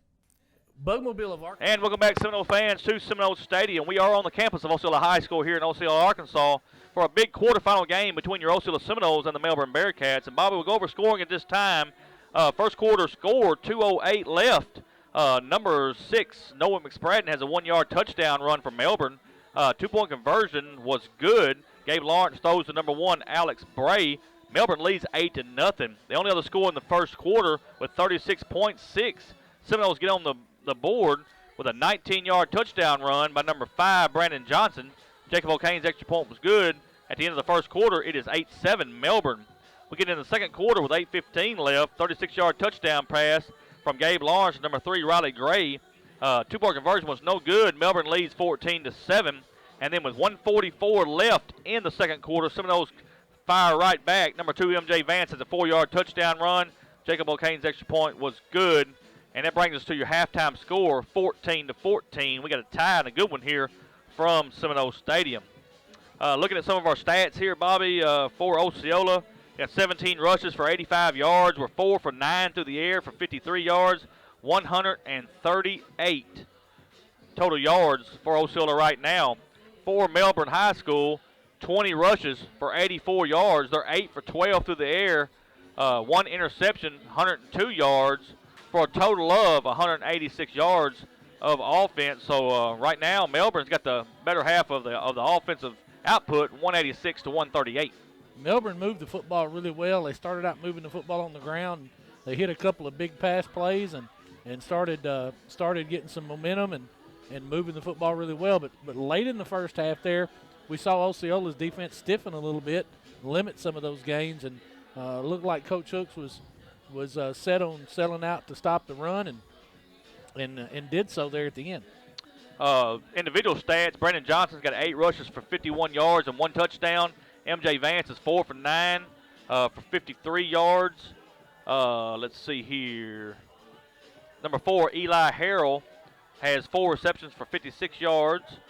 And number 2, Hunter Jennings, 1 reception for 37 yards and a touchdown. And that's your individual stats from the first half. So, Bobby, what we'll do real quick, that's your scoring update and your individual stats. We'll take another timeout. Let our sponsors get a word in. You are listening to Osceola Seminole Football on 96.3 Super Country out of Blytheville, Arkansas, and also the Silver Radio Sports app. And you're also watching the Seminole Nation on our YouTube page and our Facebook page. We'll be back in 4 minutes. It's all located at 408 South Walnut in Osceola. Specializes in pest control and termite control for both residential and commercial properties. Owners Oscar and Jade Gonzalez would be happy to come out and give you a free estimate. And you can also contact Bugmobile at 870-563-6811. Bugmobile is a proud sponsor of your Osceola Seminoles and the Seminole Nation. Ed Harshman and Harshman Rentals, located at 202 West Johnson in Osceola, can meet all of your residential and storage rental needs. Harshman's has apartments and housing located throughout Osceola and Mississippi County, both furnished and unfurnished, available for rent. You can contact Harshman Rentals at 870-563-3694. Ed Harshman and Harshman Rentals are a proud sponsor of Osceola Seminole Athletics and the Seminole Nation. First National Bank of Eastern Arkansas is the official bank of the Seminole Nation and the Robert Hooks Show. Our premier sponsor, First National Bank of Eastern Arkansas, is Eastern Arkansas's largest independently owned bank. First National Bank of Eastern Arkansas specializes in all your banking needs, including personal banking, online banking, business banking, savings accounts, loans, CDs, and IRAs. Go down to the First National Bank of Eastern Arkansas, speak with President Greg Reese and teller supervisor and loan processor Taylor Lucius for all your banking needs. First National Bank of Eastern Arkansas is a proud sponsor of the Osceola Seminole Nation and the Robert Hooks Show. First National Bank of Eastern Arkansas, member FDIC. H&R Block of Mississippi County is a tax preparation and financial service located at 2981 West Kaiser in Osceola. They can be reached at 870-563-5710. H&R Block of Mississippi County is a proud sponsor of the Seminole Nation. Roller Swift Funeral Home of Osceola is a proud sponsor of the Seminole Nation and Osceola Seminole Athletics. Located at 2173 US 61 South, Roller Swift Funeral Home specializes in funeral services and helping families with the costs associated with them. For more information, contact them at 870-563-6578 and speak with David Tucker. Roller Swift Funeral Home, with all our respect. Bugmobile of Arkansas, located at 408 South Walnut in Osceola, specializes in pest control and termite control for both residential and commercial properties. Owners Oscar and Jade Gonzalez would be happy to come out and give you a free estimate. And you can also contact Bugmobile at 870-563-6811. Bugmobile is a proud sponsor of your Osceola Seminoles and the Seminole Nation. Ed Harshman and Harshman Rentals, located at 202 West Johnson in Osceola, can meet all of your residential and storage rental needs. Harshman's has apartments and housing located throughout Osceola and Mississippi County, both furnished and unfurnished, available for rent. You can contact Harshman Rentals at 870-563-3694. Ed Harshman and Harshman Rentals are a proud sponsor of Osceola Seminole Athletics and the Seminole Nation. First National Bank of Eastern Arkansas is the official bank of the Seminole Nation and the Robert Hooks Show. Our premier sponsor, First National Bank of Eastern Arkansas, is Eastern Arkansas's largest independently owned bank. First National Bank of Eastern Arkansas specializes in all your banking needs, including personal banking, online banking, business banking, savings accounts, loans, CDs, and IRAs. Go down to the First National Bank of Eastern Arkansas, speak with President Greg Reese and teller supervisor and loan processor Taylor Lucius for all your banking needs. First National Bank of Eastern Arkansas is a proud sponsor of the Osceola Seminole Nation and the Robert Hooks Show. First National Bank of Eastern Arkansas, member FDIC. H&R Block of Mississippi County is a tax preparation and financial service located at 2981 West Kaiser in Osceola. They can be reached at 870-563-5710. H&R Block of Mississippi County is a proud sponsor of the Seminole Nation. Roller Swift Funeral Home of Osceola is a proud sponsor of the Seminole Nation and Osceola Seminole Athletics. Located at 2173 US 61 South, Roller Swift Funeral Home specializes in funeral services and helping families with the costs associated with them. For more information... And welcome back, Seminole fans, to Seminole Stadium. We are on the campus of Osceola High School here in Osceola, Arkansas. We are at halftime with your score, Osceola 14, Melbourne 14. And, Bobby, let's talk about the quarterfinal scores that we have from around the 3A. Right now at halftime, we've got Prescott 35, Hoxie 6. Woo! Prescott showed up tonight. They appear to be in complete control of that football game. Man. And here's a surprising score to me also at the half. Harding Academy 21, McGee 20. I'll tell you, man. Offense. McGee just has an offense. It's hard to stop.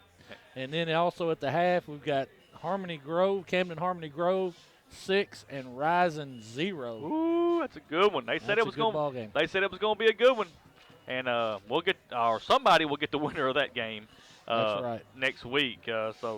Bobby, just want to remind everyone that the schools participating in this football playoff game are members of the Arkansas Activities Association as authorized by the school boards. The administrators of these schools have helped to write the rules and regulations that govern participation of students in competitive activities for the schools that are members of the AAA.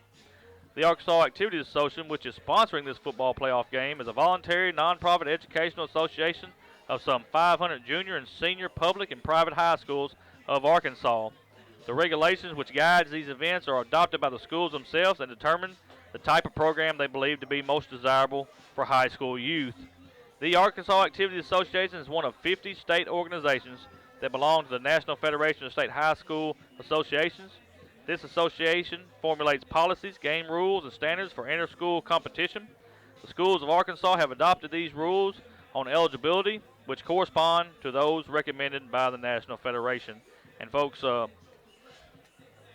want to thank the Arkansas Activities Association for allowing us to bring this game to you live tonight.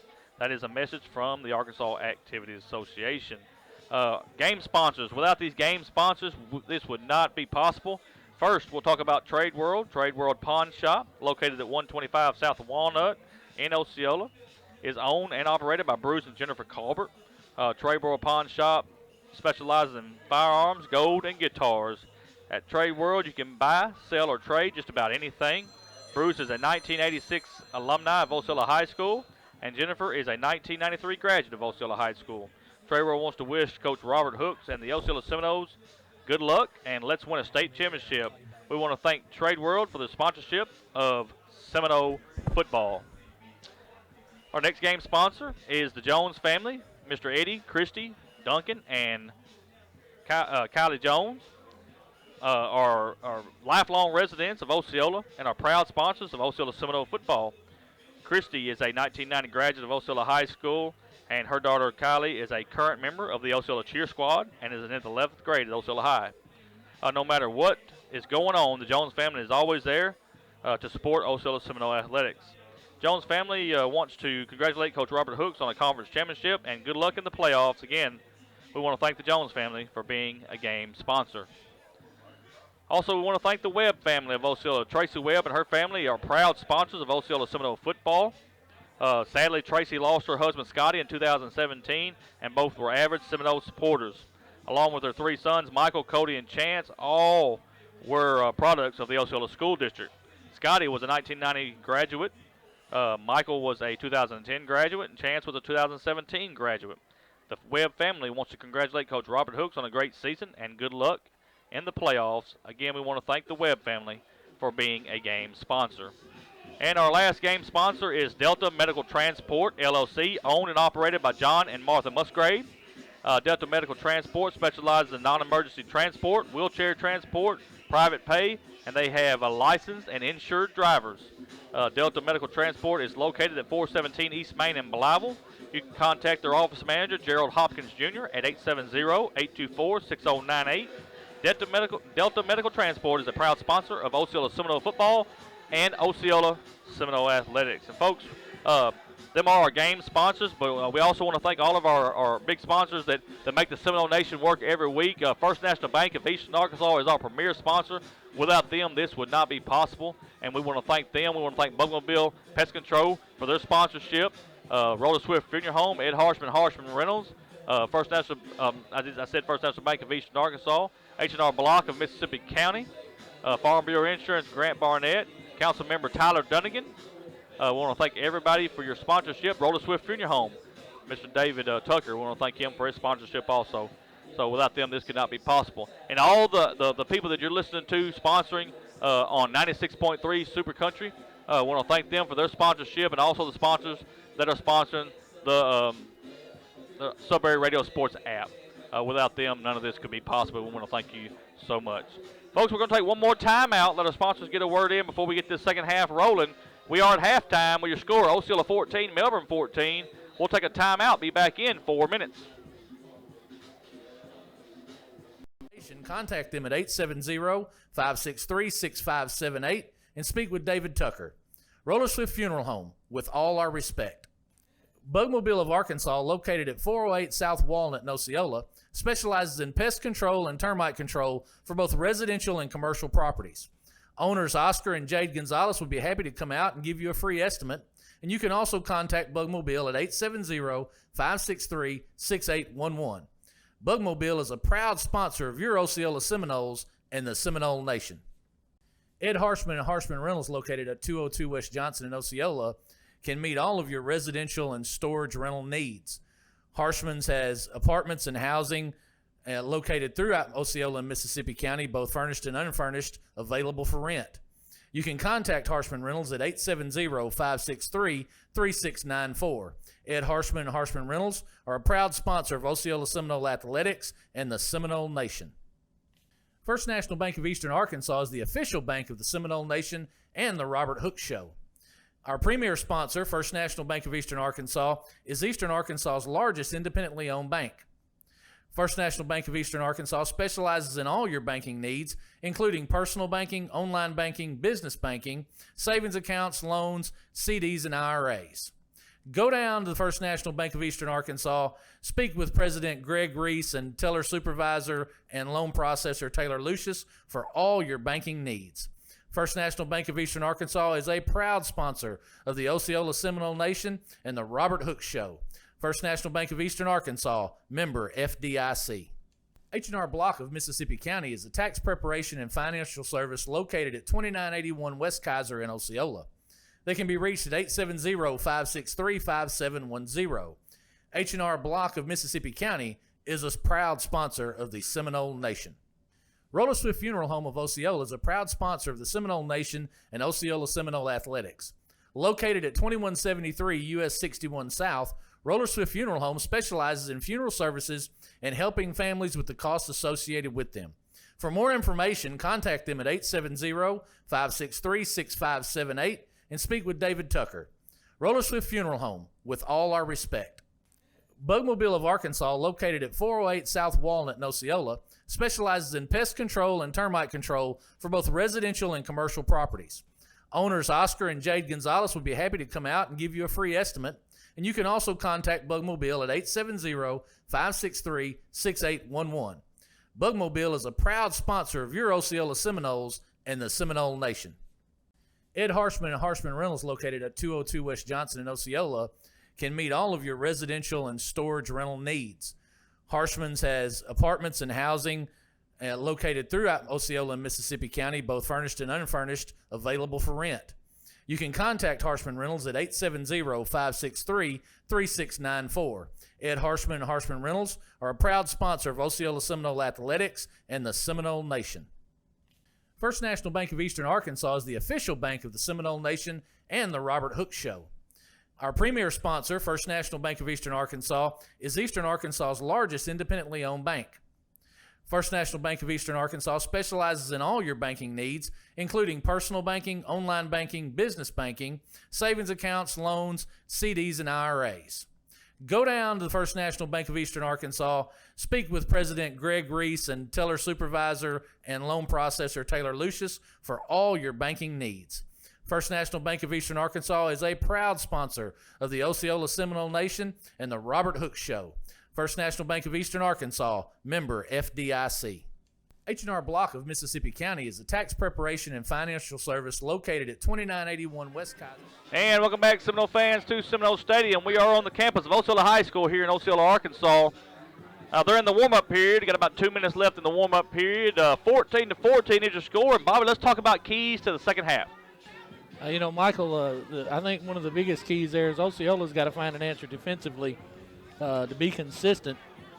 Melbourne's had some success in both the run game and the passing game, and they're just going to have to play disciplined football complete their assignments, and we'll see what changes Coach Teague makes.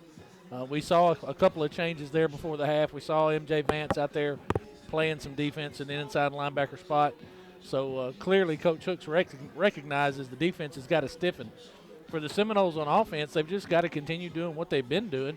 They need to do a little bit better job in run blocking, open up some of the outside zone, some of the stretch plays that have worked so well for Osceola all year. Clearly, they're going to want to establish the quarterback run, and MJ is going to have to do a little bit better job with his accuracy, pinpointing the football and getting it on his receiver's hands. But, Bobby, one of the things we don't want to do, you don't want Osceola or MJ to think, well, I got to be perfect. I mean, they need to still play loose, play their game, and let it come to you. I still believe that, we had an opportunity where Brandon Johnson had a pick in his hands that could have been big for Osceola to do something different. We had an opportunity there right before the half to put it in the end zone. It did not happen. So, hey, we had opportunities, but it just did not work out for us. So what we've got to do is play good, fundamental sound football here in the second half. We're going to get the ball. We don't have to press. We just need to run our offense and just see what happens. That's all we have to do. It is about halftime adjustments. It's about it's a new ball game. We're tied at 14. You're starting over in the second half. Osceola's going to come out and get the football to start the second half. And I think ideally what Coach Hooks would like to see us do is have an extended drive the football down the field. And having said that, I've said he wants to have an extended drive, and he'll come out and throw a home run right off the bat and score. Well, but I'll take a long drive, Bobby, and put it in the end zone. I'd take a long drive too.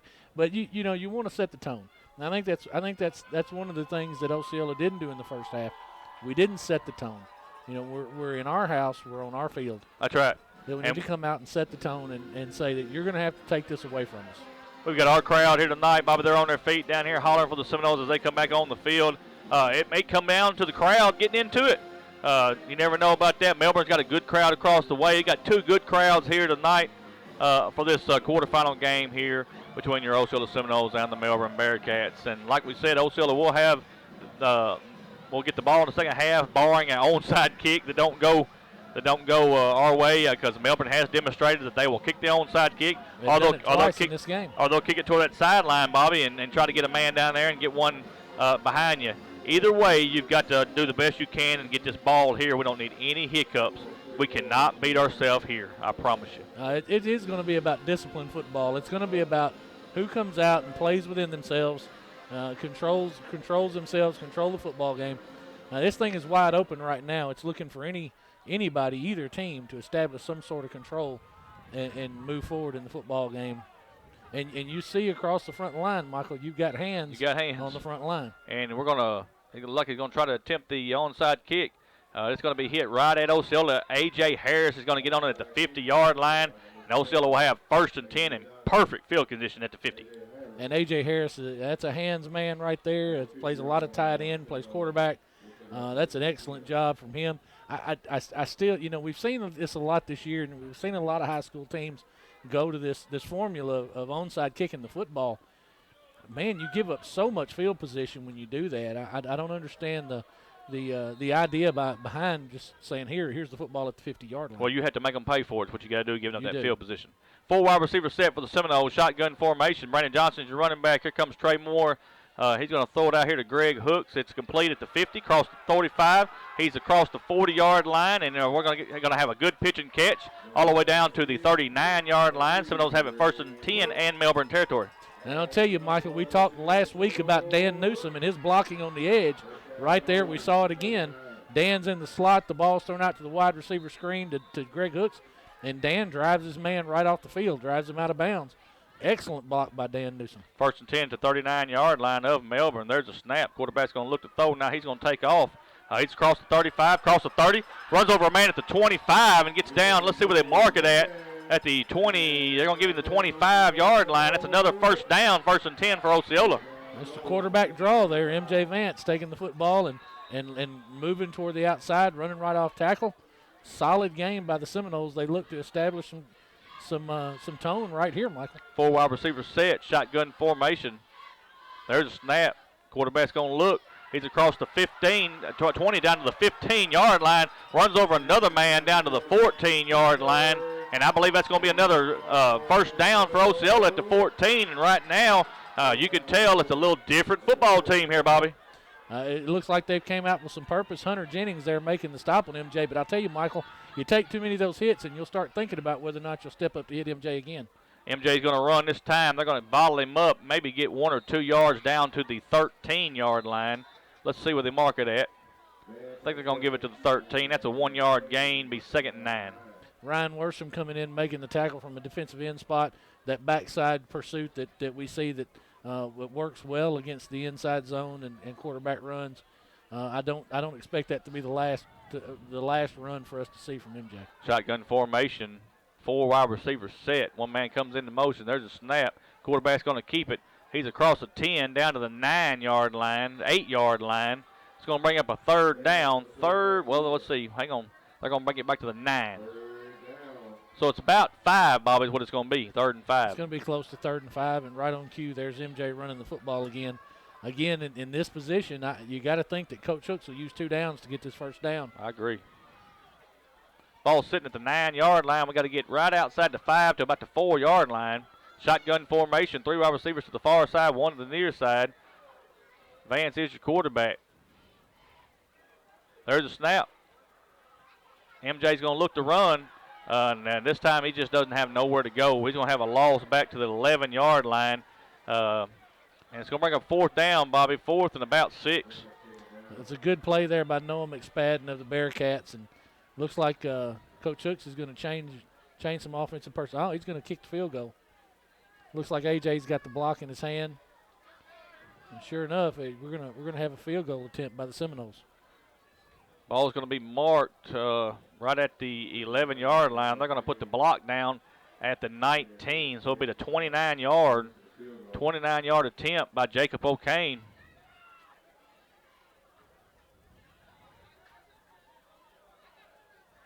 And there's a snap. The hold is down. The kick is up, and it is no good. Off to the left. Just hooked it to the left. And that's going to be the first big play for Melbourne as they get off the field on 4 downs. And Bobby, Seminoles had good. They were moving the football very well. Just got down there and got bottomed up and ended up missing the field goal. Now we got to stop them on offense. Yeah, you got to come out and play defense now. I'm a little surprised there. If they hadn't taken the loss on 3rd down that they did, you'd have seen Coach Hooks go for that. But just wide left. Jacob had enough leg. It just went wide left. Ball sitting right outside the 20-yard line. 4 wide receivers set. There's a snap. Quarterback's going to run. He's across the 20, across the 25 to the 26-yard line. Now they're going to give him the 27-yard line. That's going to bring up a 2nd and 3 for Melbourne.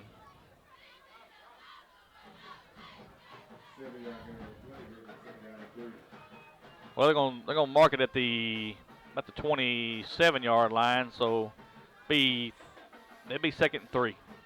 Let's see. Melbourne looks again to establish the run. Shotgun formation for the Bearkatz. One man comes into motion. There's a snap. They're going to give it to McSpadden. He's hit at the line of scrimmage, and he's going to be pushed back. No gain on that play. He's going to bring up a 3rd and 3 for the Melbourne Bearkatz. Don Taven Littleton stepping into the hole from his inside linebacking position. Gets McFadden on the ground quickly. No gain. So here you have an opportunity as the Seminoles to get off the field here on 3rd down. Got to have the 30-yard line. Ball sitting on the 27-yard line. 3rd and 3 for the Bearkatz. 2 wide receivers to the far side. Shotgun formation. And there's a snap. Quarterback's going to throw a little toss, and he's going to fall down. It's going to be maybe just right back to the line of scrimmage. It's going to bring up a 4th down, 4th and 3. I think he lost about a yard there, Michael. It's going to be a long 3, 4th and a long 3. Just a quick pitch there to McSpadden. But A.J. Harris does a great job of getting out there and setting the edge, forcing it back into the interior there. There's nowhere for him to go. It looks like we're going to punt. Yep, got a punt formation. Look, the punter is number 10. That's Gabe Lawrence. That's your quarterback. That's who it looks like. But I wouldn't. They'd have to show me And he does punt, high end over end punt. It's going to be hit. And Osceola is going to hit Osceola player, and he just needs to throw it out of bounds. That could have been disaster. Stefan's going to just wrestle it out of bounds at the 39-yard line, and Osceola will have the ball 1st and 10. And then, again, that could have been disaster. Trey had to go a long way to try to field the football, and at the last second it looked like he realized he wasn't going to get there and tried to back up, but it hit him on the foot. Yeah. Stefan's there and blocking, he's able to get the football out of bounds. Best thing Stefan could have done then is just throw the ball out of bounds. Nevertheless, Seminoles will have the ball 1st and 10 at the 39-yard line of Osceola.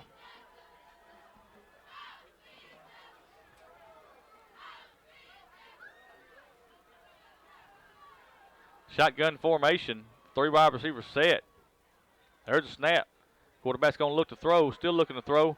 He's going to throw right across the middle. He's got Trey wide open, and he just short arms it. Oh, my goodness. You had number 64 there number 62 there from Melbourne, Ty Cooper, that had pressure in, and MJ steps around him nicely, but it looked like Cooper got his hand out and either just hit MJ or got his hand on him, and MJ hurried to throw, and he threw it off of his back foot and didn't get anything on it. Trey's running wide open.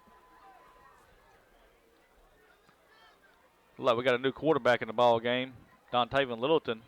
He's going to throw complete out here to Trey Moore. He's across the 50. Trey's still trying to get up to the 49, 48-yard line. That'll be a good pitch and catch, 1st and 10 for Osceola. That's good recognition by Dontavian there. That's the first time tonight I've really seen Melbourne give us a lot of cushion on the outside. They've been playing a lot of press coverage, but on that particular play, they were giving us about 8 or 9 yards. And again, they're going to come out and give about 6 or 7 yards cushion here. Ball's at the 48-yard line. There's a snap. Quarterback's going to look to throw again, and he's going to throw it right down the middle of the field. He's got a man. It's going to be it's going to be a catch by Dan Newsom all the way down to the 11-yard line, Bobby. Good job by Dan Newsom going up and getting that football. But Dontavian makes a good throw there. He throws the football on the inside of the field where his receiver is the only one that can really make a play on it. Dan's got the inside position on the defender and just goes up and high points the football. That's just a football play by Dan Newsom. Ball sitting at the 11-yard line. You get a 1st down at the 1. Brandon Johnson's your running back. Dontavian Littleton is your quarterback. There is a snap. Quarterback's going to run. He's across the 10, and he's got to hang on to that football. He's going to get down to about the 8-yard line. About a 3-yard gain, be 2nd and 7 for Osceola. Dontavian, not quite the runner that MJ is, but he's not bad. He can run the football and does so successfully. I'm not sure what prompted the change of quarterback. Maybe Coach Hooks is just looking for a spark there. The Seminoles need to punch this one in. Ball sitting at the 8-yard line. Shotgun formation. 2 wide receivers to the near side, 1 to the far side.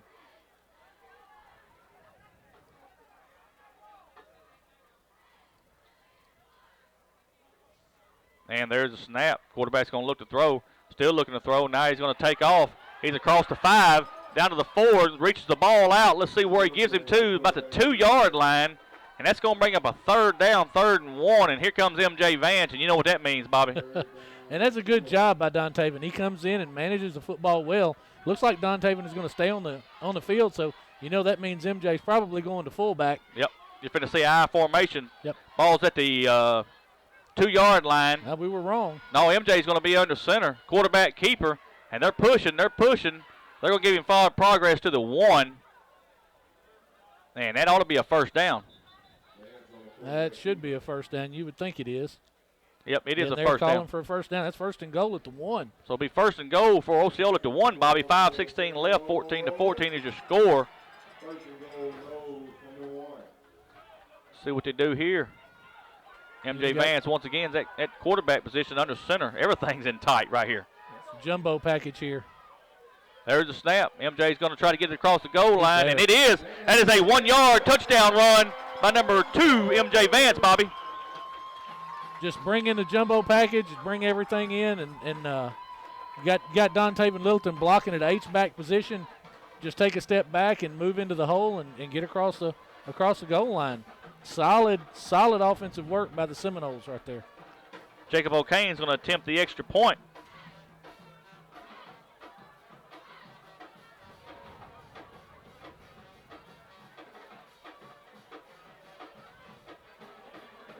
And there's a snap. The hold is down. The kick is up, and it is good. 5:11 left in the third quarter. Osceola 21, Melbourne 14. We'll take a timeout. We'll be back in 30 seconds.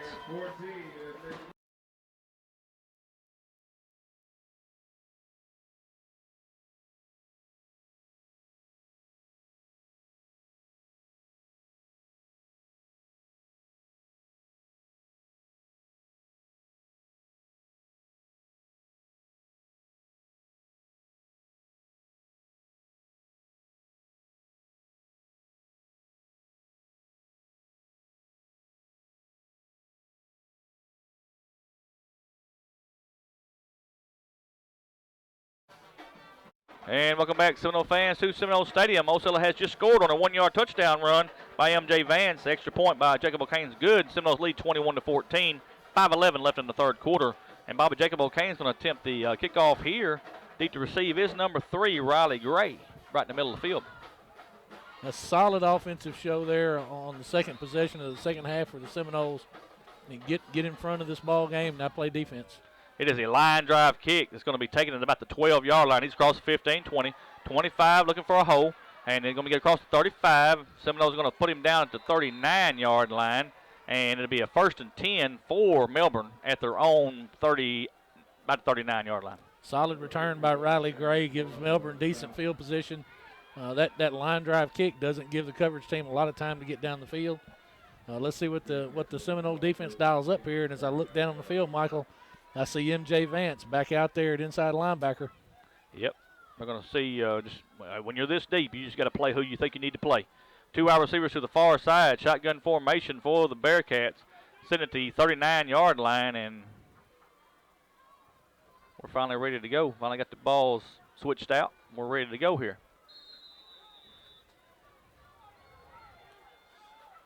And there's a snap. They're going to give it to the running back up the middle, and A.J. Harris is going to hit him. He's going to go across the 40 to the 41-yard line. 2-yard gain, 2nd and 8 for the Bearkatz. Number 11, Ryan Worsham, and I'm going to tell you, there must be some tendency there that Osceola picked up on that particular formation, is they had all 11 men in the box on the defensive side of the football. They sold out to stop the run on that particular play. 2nd and 8 for the Melbourne Bearkatz. Ball sitting at the 41-yard line. Everything's in tight now. And here it is again. You've got all 11 Seminoles. Now we're going to spread out some. There's a snap. Quarterback's going to look to throw. Going to throw right across the middle of the field. He is wide open, Bob. It's a foot race. Number 2's got it. And M.J. Vance is going to throw him down at the 25-yard line. And somebody's not picking up the inside slot receiver. Hunter Jennings comes out of the slot, runs the seam route, right up the seam, splits the 2 safeties, and he's wide open. There's got to be a busted coverage there. I can't believe that coverage is designed to be that way. Now somebody's just missing the coverage. That's all it is to it. Be 1st and 10 for Melbourne at the 26-yard line. Osceola's going to have to find a way here. 3 wide receivers to the far side, 1 to the near side. Shotgun formation. 1 man comes into motion. There's a snap. Quarterback's going to look to throw. He's going to throw ahead of number 3. He's hit at the 25. Going to go up to about the 23-yard line. So that'll be about a 3-yard gain. Be 2nd and 7 for Melbourne. Good job there by Don Taven Littleton, Stephon Coleman, and A.J. Harris out on the wide receiver screen. Limit that gain to about 3 yards. Ball sitting at the 23-yard line of Osceola. 3 wide receivers to the far side, 1 to the near side. Shotgun formation for your quarterback.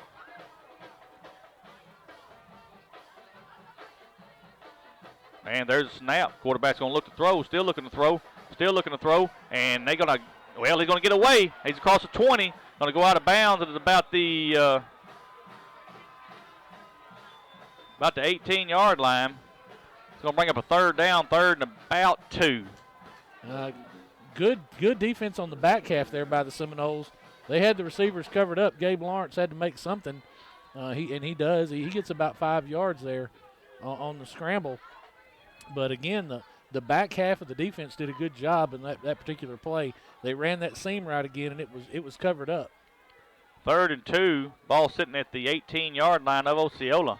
2 wide receivers to the far side. Shotgun formation. There's a snap. They're going to give it to number 6. He's hit right at the line of scrimmage. They're going to draw him back. And I think it's going to be no gain And it isn't no gain. Good job there by Chris Littleton. Good job. Stepped into the hole, and I think Bill Estelle was in that too, and they clogged that thing up. No gains. It'll be 4th and 2. That's right. Going to bring up a 4th down and 2. The ball sitting at the 18. They got to get to 16. Be a big stop if the Seminoles can get off on defense here. 2 wide receivers to the far side. Shotgun formation. You got to watch something wide. The slot receiver has got a big cushion in the slot. And there's a snap. Quarterback's going to roll to his right. Still rolling to his right. He's trying to get outside. He's going to throw back across the field. And it is... They don't know. Now that one official is waving. It's hitting the ground, Bobby. He said it has hit the ground, and Osceola going to have the ball 1st and 10. That's a big, big stop for the Seminoles. Gabe Lawrence is on the run there, and he's throwing on the run. Just didn't get enough on it. Eli Harrell was wide open. He was there to make the catch. One official on the backside came in and said incomplete, and then the field judge came running in and said the ball hit the ground. Well, that's a break. That's a break right there. Bobby, here it is. You need a break. And the Seminoles need to come out here and play good offense here. MJ Vance is going to come off the field. They're going to use Dontavian Littleton at quarterback. This tells you that Coach Hooks wants to get a little passing game going. Dontavian, again, seems to be the better passer. One man comes into motion. Going to reset on the near side. There's a snap. Going to throw, and it's just short arms. Greg Hooks on the far side. Incomplete. I know Don Taven's wanting to get that ball out quick because he sees that opening out there. Again, that cushion is out there, and that wide receiver screen looks good. But he's got to establish his feet and get his hands on the ball and make a good throw there. Greg, you can't make anything if you don't get the football to the receiver. 2nd down and 10. Ball sitting on the 18-yard line of Osceola. There's a snap. Vance is going to look to throw. Going to throw, and it's just thrown in the middle of the field where there's nobody at. And it's going to fall incomplete. There's some confusion on that route. You had Trey Moore running the flag on the inside there and was open. I'm not sure what Don Taven was looking at that particular route. Bob, you got to take advantage when they give you the ball back. 3rd down and 10. Ball sitting on the 18. We've got to get up to about the 28-yard line for 1st down. Shotgun formation for Osceola. There's a snap. MJ's going to look to throw. Still looking to throw. Now he's trying to get out of there, and he's going to get across the 20 and down to about the 21-yard line. About a 2-yard gain is going to bring up 4th and 8 for Osceola, and that's got to be punt formation. That's Don Taven out there. He's got pressure coming from the edges. Melbourne brings pressure off the edge, and he just wasn't able to step back up into the pocket and establish the pocket. Osceola's going to have to do a little better job on the edge rush there. And you're right, we're in punt formation here. Jacob O'Kane is going to attempt the punt for Osceola. Needs to get off a good one here. And there's a snap. And it's a high end-over-end kick. It's going to be taken at about it's a pump muffed, and Osceola just doesn't get there. And that's another way Osceola could have had a big turnover, Bobby. But nevertheless, Melbourne gets back on it. It's going to fall onto the 46-yard line, and they will have great field position. Very advantageous bounce there for Eli Harrell. He muffs the punt, and it bounces right back up into his hands. That could have been disastrous for Melbourne. Again, you're in a tight ball game. You've got a lead here. You establish yourself on defense and continue to play hard and hard-nosed defense and don't give up anything, no big plays. 2 wide receivers to the far side, one on the near side, in tight shotgun formation. And there's a snap. Quarterback's going to look to throw, and it is knocked down by Brandon Johnson. And a good job. He read that pass play. Play action, just a flare there out into the flat. Brandon gets his hand on the football and knocks it down.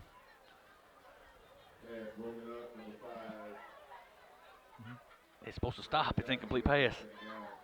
That's a good. It just did. Be 2nd and 10 for Melbourne. 2 wide receivers to the near side, 2 to the far side. Shotgun formation. And there's a snap. Quarterback's going to look to throw. He's going to throw over here to number 3, and I think we got the incomplete interception. That is Stephon Coleman, and there it is. Yep. Seminoles, that's what I'm talking about. Stephon Coleman jumps the route, Bobby. Big turnover right there. Stephon does an excellent job in coverage there. He ran the route for the receiver, Riley Gray. I mean, he is step for step and just steps in front and makes the interception. Good hands by Stephon there. Big play for Osceola. You need to capitalize right here. Osceola has another opportunity, Bobby, to do something good and make Melbourne pay for this turnover. MJ Vance is going to be your quarterback. 2 wide receivers to the near side. Both receivers on the far side's in tight. Brandon Johnson's your running back. There's a snap. I'll give it to Brandon Johnson. He's across the 45, going to stumble up to the 49-yard line. That's a 5-yard gain. Be 2nd and 5 for Osceola. Good solid run on first down there. And again, Brandon again is tripped up on the interior. He's one step away from a big gainer there. 2nd and 5, ball sent at the 49-yard line. We got 49 seconds left in the third. 21-14, Osceola leads. And there's a snap. They're going to give it to number 23. That's Jonathan Stovall. And this time he's hit right at the line of scrimmage. And it's going to be 3rd and 5. It's number 87, Christian Tullis. Man, he's in the backfield. He almost took the handoff for Jonathan Stovall. Let's see if they run another play. They've got 20 seconds on the – they don't have to run another one. But it looks like they're going to try to. We got 12 seconds left. Shotgun formation. Everything's in tight one more time. They're going to try to draw them off sides. And I think they're going to let this clock run out. 3, 2, 1. That's going to bring us to the end of the third quarter with your score. Osceola 21, Melbourne 14. We'll take a timeout. Let our sponsors get a word in. We're going to be back in 30 seconds.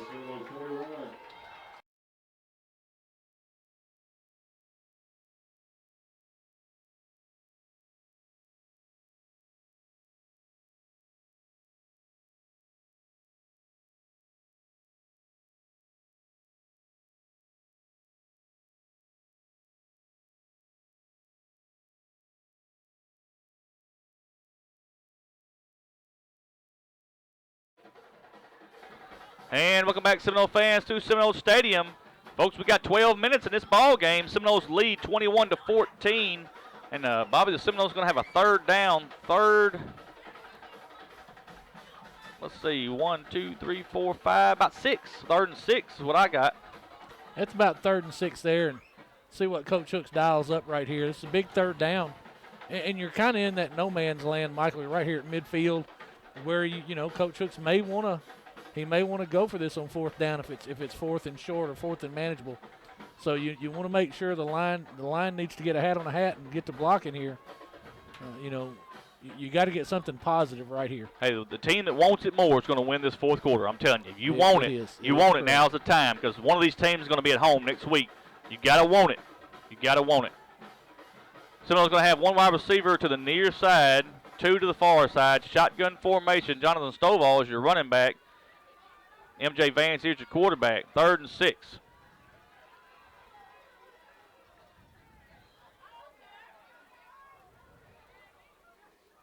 And there is a snap. Quarterback's going to look to throw.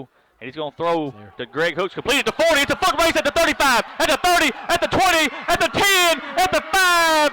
Give him 6. Touchdown, Seminoles.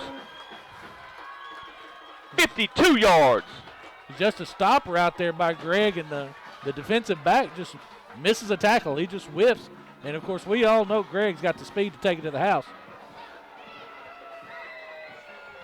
Good throw by MJ. Good throw by MJ. Gets the ball out quick, and it is on target. Jacob O'Kane's going to attempt the extra point.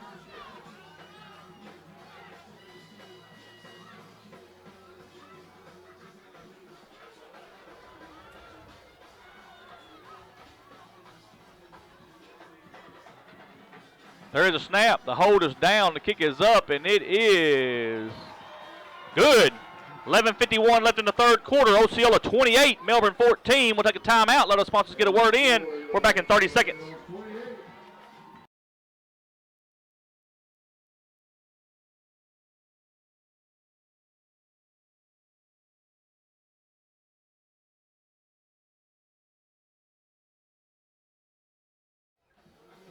And welcome back, Seminole fans, to Seminoles Stadium. Osceola has just scored on a 52-yard touchdown pass from number 2, M.J. Vance, number 3, Greg Hooks Jr. Extra point was good by Jacob O'Kane. Seminoles lead 28-14, Bobby. Good, solid drive by Osceola there. You come back, you get a turnover. Stephon Coleman steps up big on the defensive side of the ball, gets you an interception. You come back and you strike quick. That's good. That's good, solid football. And Osceola's taking control of the football game. You got to play smart here. Jacob O'Kane is going to attempt the kickoff, and it's just going to be a high end-over-end kick, taking at the 20. He's crossed the 25, crossed the 30, looking for a hole. Seminoles got him bottled up, and they're going to throw him down at the 31, 32-yard line. 1st and 10 for Melbourne. Looked like a little bit of indecision there by Ryan Worsham. He didn't have a lane to run in, and Big Keywan Gregory's down there on kick coverage, and it makes a solid tackle. This is probably the worst field position that Melbourne's had all night. Seminoles need to step up right here, Bobby. It'd be huge to get them another turnover right here. Sitting at the 32-yard line, 3 wide receivers to the near side. The jumbo package is to the left, shotgun formation. There's a snap. Quarterback's going to look to throw, still looking to throw. He's going to go over the top. And Trey Moore is going to have it for the pick. And we got an interception at the 31-yard line, and we didn't make them pay for that, Bobby. That's it. Trey just, you could see it there, Michael. He's back in coverage. He's he's a deep safety. And he just plays center field and waits for the football. We all know the kind of hands Trey has. That is a huge defensive play for the Seminoles. Ball sitting at the 32-yard line of Osceola. No mistakes here, Bobby. You just need to run your offense. If you can run 11 minutes and 36 off the clock, we'll take it and get on into the semifinals if we can do that. You're gonna see Coach Hook slow down right here. He's gonna want to use some clock. You'll probably see a good dose of quarterback run by M.J. Vance and Brandon Johnson. Vance is going to be your quarterback. He's got Brandon Johnson to his left. 4 wide receivers set. There's a snap. Vance is going to run. He's across the 35, across the 40, up to the 41-yard line. A 9-yard gain, be 2nd and 1 for Osceola. Good, solid run by MJ there. 9 yards on 1st down, and we're going to see them take their time right here. I don't blame them. You're up 14. Let's run some clock. Bobby, good football team's got to have all aspects of the game. You go fast when you want to go fast. You need to know when to slow down when you need to slow down. 2nd and 1, ball sitting at the 41-yard line. 4 wide receivers set. Everything's kind of in tight. Shotgun formation. There's a snap. Vance is going to roll, trying to get out of there. He does. It's a 40. Trying to get up around the 43, 44-yard line, and Vance is going to come up a little bit ginger there, Bobby, on that right knee. Yeah, that was a tough tackle there down low. But he does get the 1st down.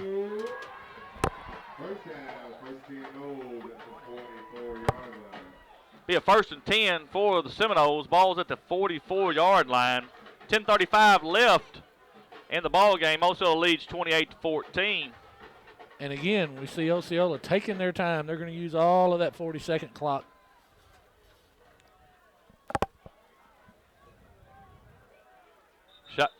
I think Osceola's going to call a timeout, and we do. We'll take a timeout with them, folks. You're listening to Osceola Seminole football. We're going to be back in 30 seconds.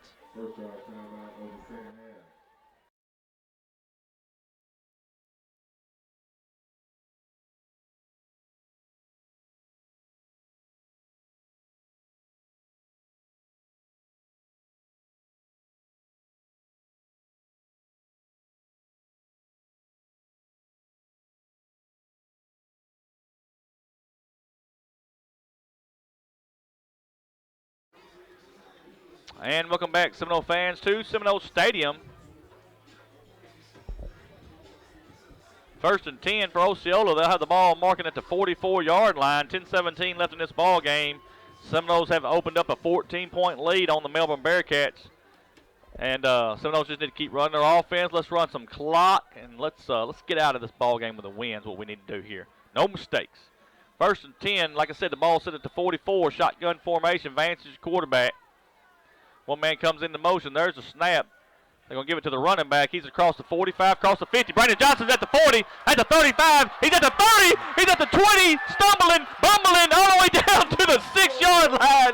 And that's going to be a first down at the 6-yard line. And, Bobby, you heard it, and it is exactly the way I said it. He was stumbling, and he was bumbling all the way down to the 6-yard line. Man alive, what a run. What a run. Oh, good job there by Brandon Johnson. He was hit 4 or 5 times, Bob, and he just kept him feet moving like it's a pinball. He did. What a play there by Brandon Johnson, folks. We're in good territory here at the 7-yard line. Be first and goal at the 7.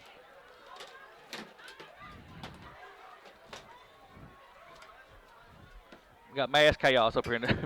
There's a snap. They're going to give it to Brandon again. He's at the 5.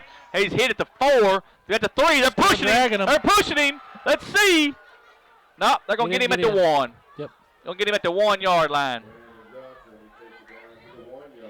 1-yard line, folks. 1-yard line. So we'll have second goal from the 1.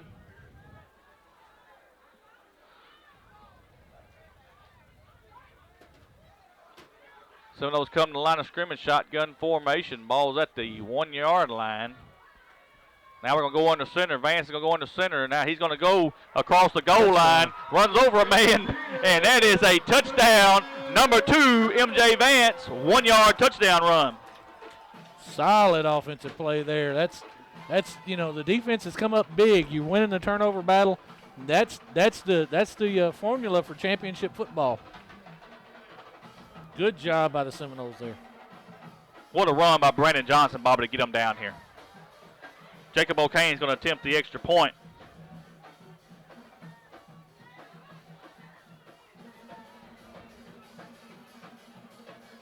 Trey Moore is your holder. There's a snap. Hold is down. The kick is up, and it is no good. So with the 9:11 left in the ball game, Osceola 34, Melbourne 14. You're listening to Osceola Seminole football. We'll let our sponsors get a word in. Back in 30 seconds.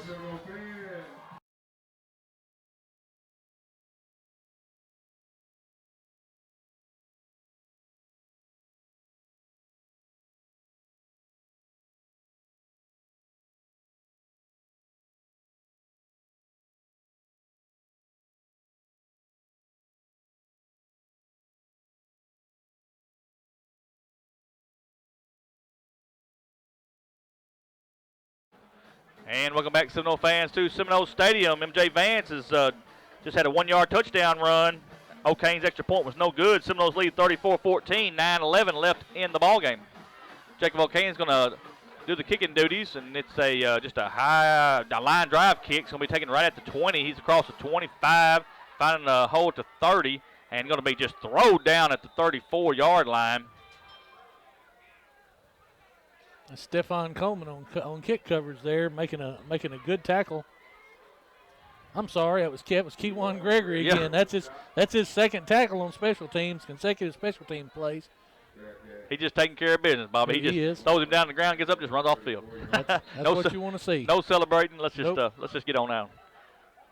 Melbourne has the ball first and 10 on the 34-yard line. One wide receiver to the far side. They got 3 wide receivers to the near side, all in tight, shotgun formation. No running back here. Here comes one man in motion. There's a snap. Quarterback's going to throw, and he's got that man right across the middle again, and it is complete at the 50-yard line. And, folks, we have not figured out who covered the slot receiver all night. Just hadn't done it. Noah McSpadden there coming out of the slot, just running up the seam. That seam's wide open. That's the soft spot in a zone coverage, Michael. It's open in the middle of the field. Either a linebacker's got to drop, and what they've done, they've ran the ball so well that the linebackers are sneaking up and expecting run. First and 10 at the 49-yard line of Melbourne. There's a snap. Quarterback's going to look to throw. He's being pressured to the right-hand side, and he's going to be sacked. And look at here, Bobby. Look at him.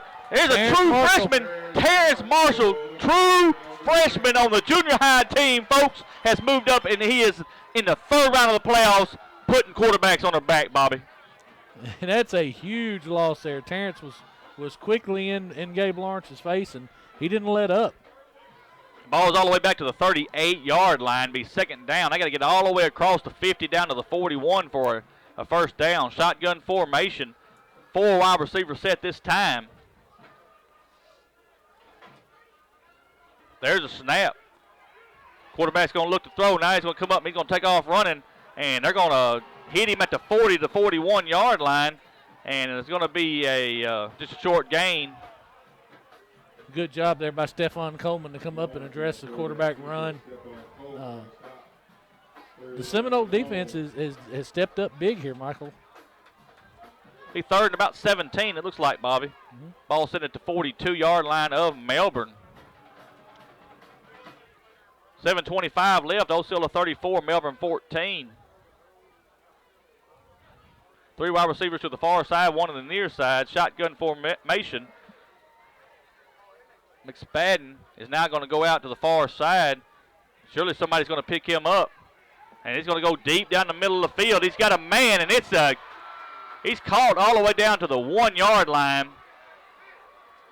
And he split Trey Moore and Greg Hooks there, and that's going to be a first and goal for Melbourne all the way down to the 1. That shows you Gabe Lawrence's arm there, Michael. That ball travels about 55 yards in the air. Eli Harrell down there on the over-the-shoulder catch. And Greg's speed is the only thing that saves that from being a touchdown. First and goal for Melbourne, shotgun formation. There's a snap. Going to give it to McSpadden, and he is in for a 1-yard touchdown run, number 6. You can't go to sleep right here now. They've slugged back. They've swung at you. You know, they're going to get back within about 14 points. And, Osceola's just got to step up and come out and execute on offense. You knew they were a good football team coming in here. You knew they weren't going to lay down. You just got to keep playing hard football for another 6 minutes and 48 seconds. They're going to go for 2 here. Shotgun formation. And one man comes into motion.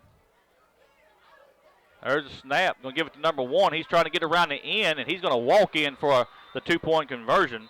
So with 6:48 left, Osceola 34. Be Melbourne 16. I'm sorry, 22. 34 to 22 with 6:48 left in this game. And Bobby, Osceola cannot get complacent here. No, you got to come out and play football right here. You got to continue to execute. You got 6 minutes and 48 seconds. Come out here and on offense and execute properly and use all the clock you can use. Don't give the football back to Melbourne unless you have to. Sure, you want to see the onside kicks, what we're going to see. And Osceola, there's still a lot of time in this ball game with 6:48 left. Seminoles can't get complacent. They've got to play this game. First thing we got to do right now is get on this onside kick. You can see where it's going. Melbourne is lining up to kick off. Like I said, it looks like it's going to be the onside kick. And it is going to be the onside kick, and MJ Vance is going to take it.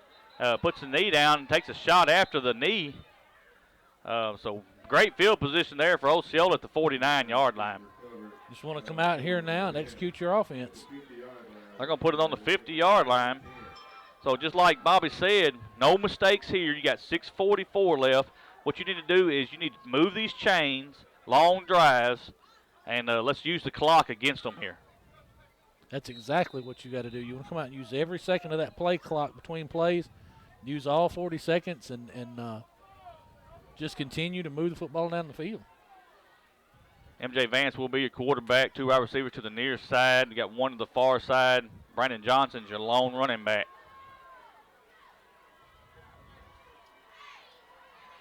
There is a snap.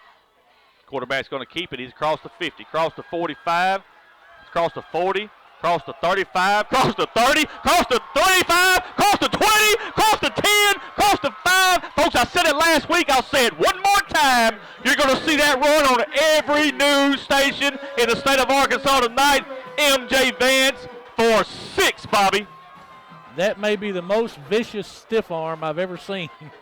Again, last week we saw this type of run out of MJ, and you think, man, it can't get any better. But right there, Michael, he ran backwards for about 4 or 5 steps there while that guy was trying to bring him down. It's amazing to me that, he has that type of balance and that type of coordination. But again, there's your senior quarterback making a play. Jacob O'Kane's going to attend the extra point. There's a snap, and it's way over their head. He just needs to fall on it right here. And the extra point's going to be no good. So with 6:30 left, Osceola 40, Melbourne 22. We'll take a timeout, let our sponsors get a word in. We're back in 30 seconds.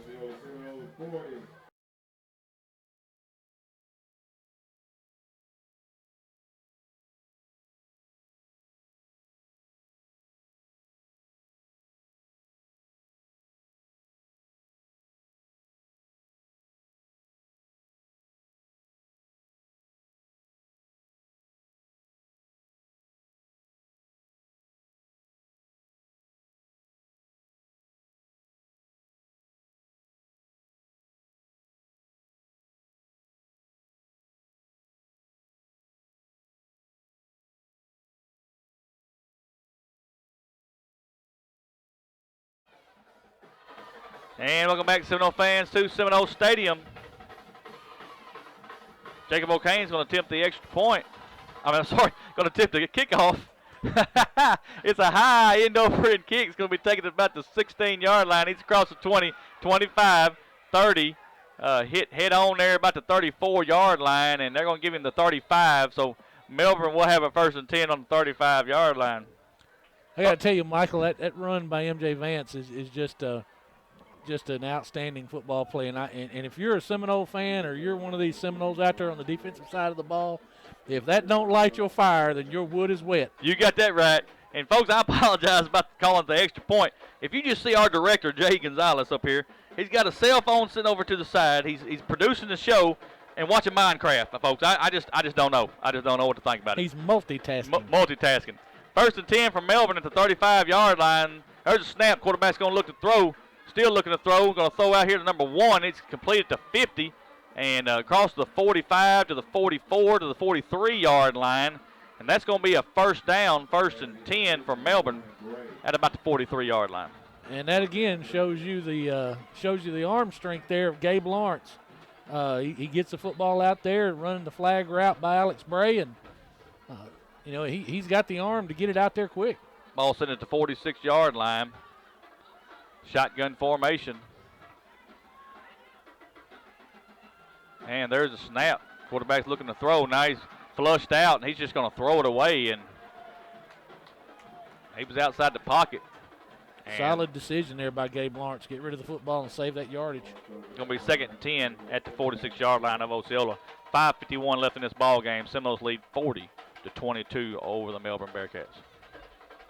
And again, right here, the Seminoles just have to play solid defense. Just go out here and do your job. It's all about each individual player doing your job, playing within the scheme, and being smart here. Shotgun formation for the Melbourne Bearkats. 3 wide receivers to the near side, 1 to the far side. Again, shotgun formation, and I think Melbourne's going to call a timeout. Folks, we'll take a timeout with them. You're listening to Osceola Seminole Football on the Sudbury Radio Sports app and 96.3 Super Country out of Blytheville, Arkansas, and on the Seminole Nation Facebook page and YouTube page. We're back in 30 seconds.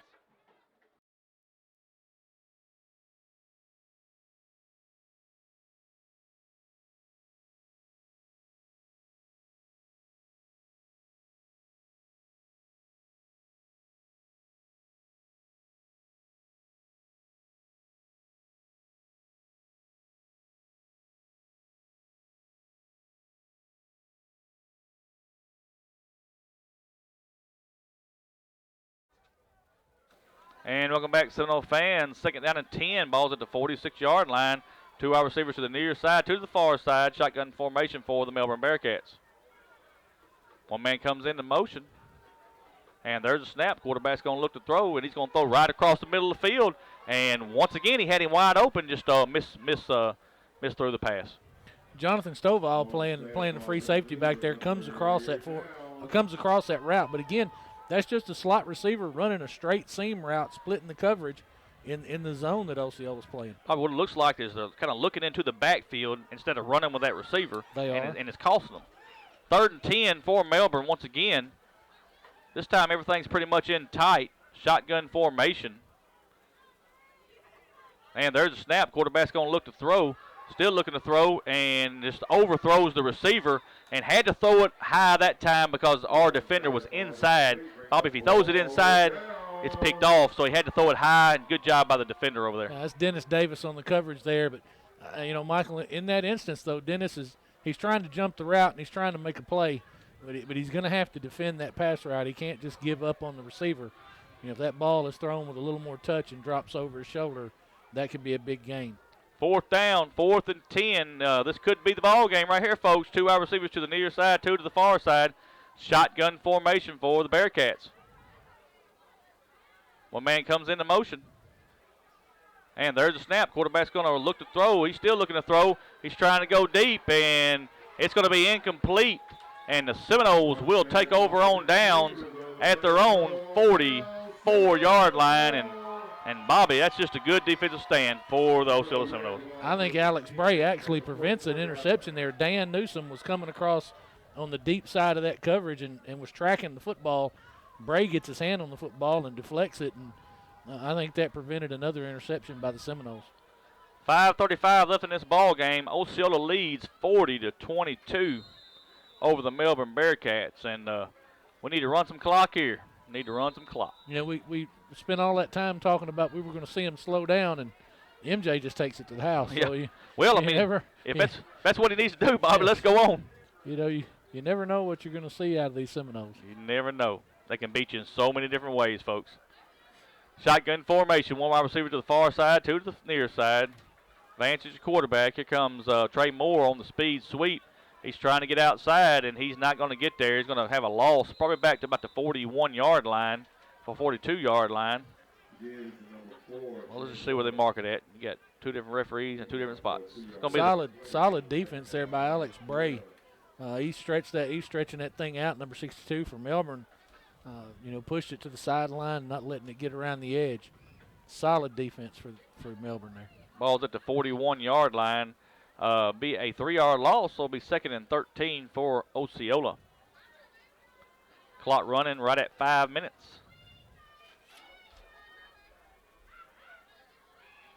And there's a snap. Going to give it to Brandon Johnson.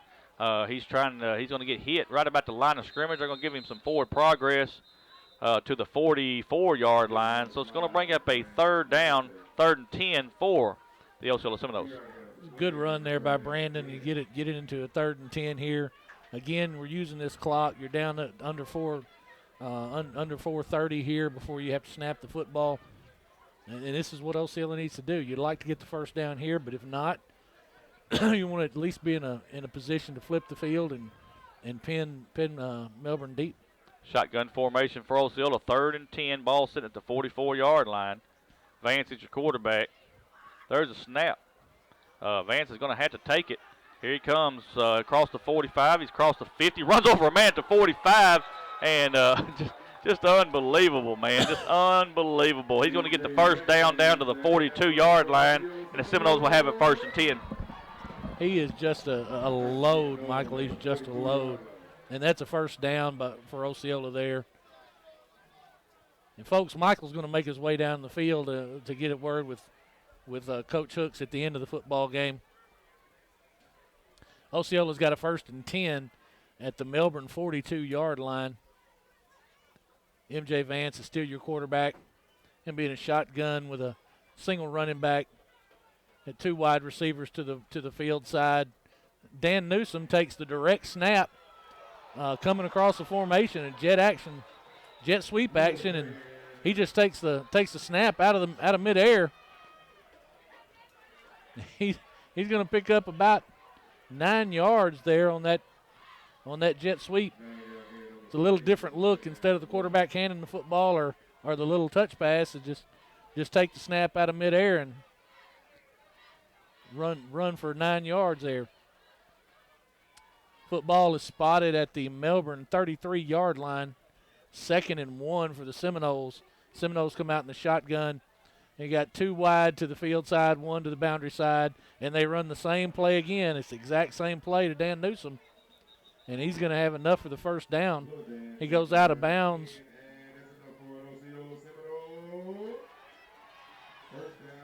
And the ball is going to be spotted at about the 27-yard line of the Melbourne Bearkats. 1st and 10 Seminoles. Same play again. Dan Newsom, the jet sweep action, takes a snap out of midair, direct snap, runs to the left side of the Seminoles, and we're going to see the same formation again, and we have a whistle. And offsides on Osceola. Looks like someone was lined up offsides. Real quick, while they're marking off this 5-yard penalty, we got some scores from the 3A from the other quarterfinal games. Prescott has went final, 49-19 over Hoxie. That game has gone final. Prescott will advance. In the fourth quarter, Harding Academy has taken control of that ball game, 42-20 over McGee in the fourth quarter. Shotgun set, one single running back again. Handoff to Jonathan Stovall across the formation. They've run the same formation in the last 3 plays. Dan Newsom coming in motion. This time they let the snap go through to MJ, and he hands to Jonathan Stovall, who runs against the grain. He's going to pick up about 6 yards.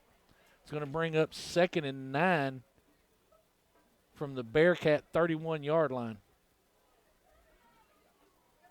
And we also have a score. Camden Harmony Grove and Rising has gone final, 30-16. Camden Harmony Grove wins that football game. Direct snap to Jonathan Stovall. He's a single set back on the right side of MJ Vance. He's hit almost at the line of scrimmage. He's driven back. There'll be no gain on the play there. It's going to bring up 3rd and 9 for the Seminoles. The ball is spotted at the 31-yard line of the Melbourne Bearkats. They're gonna mark it back a loss of 3. They're gonna mark a loss of 3. It's gonna be 3rd and about 13 for the Seminoles. Ball is at the 29-yard line. 29-yard line of the Bearkats. Seminoles are running the play clock down as far as they can. There's shotgun set. Jonathan Stovall to the left of MJ Vance. Hand the ball off to, nope. MJ's going to keep it. He's going to gain about 3 yards. Looks to be about 3 yards. The ball's going to be spotted about the 26-yard line of the Bearkats, and the Melbourne Bearkats are going to call a timeout. We're going to take a timeout with them. We'll be back in 30 seconds.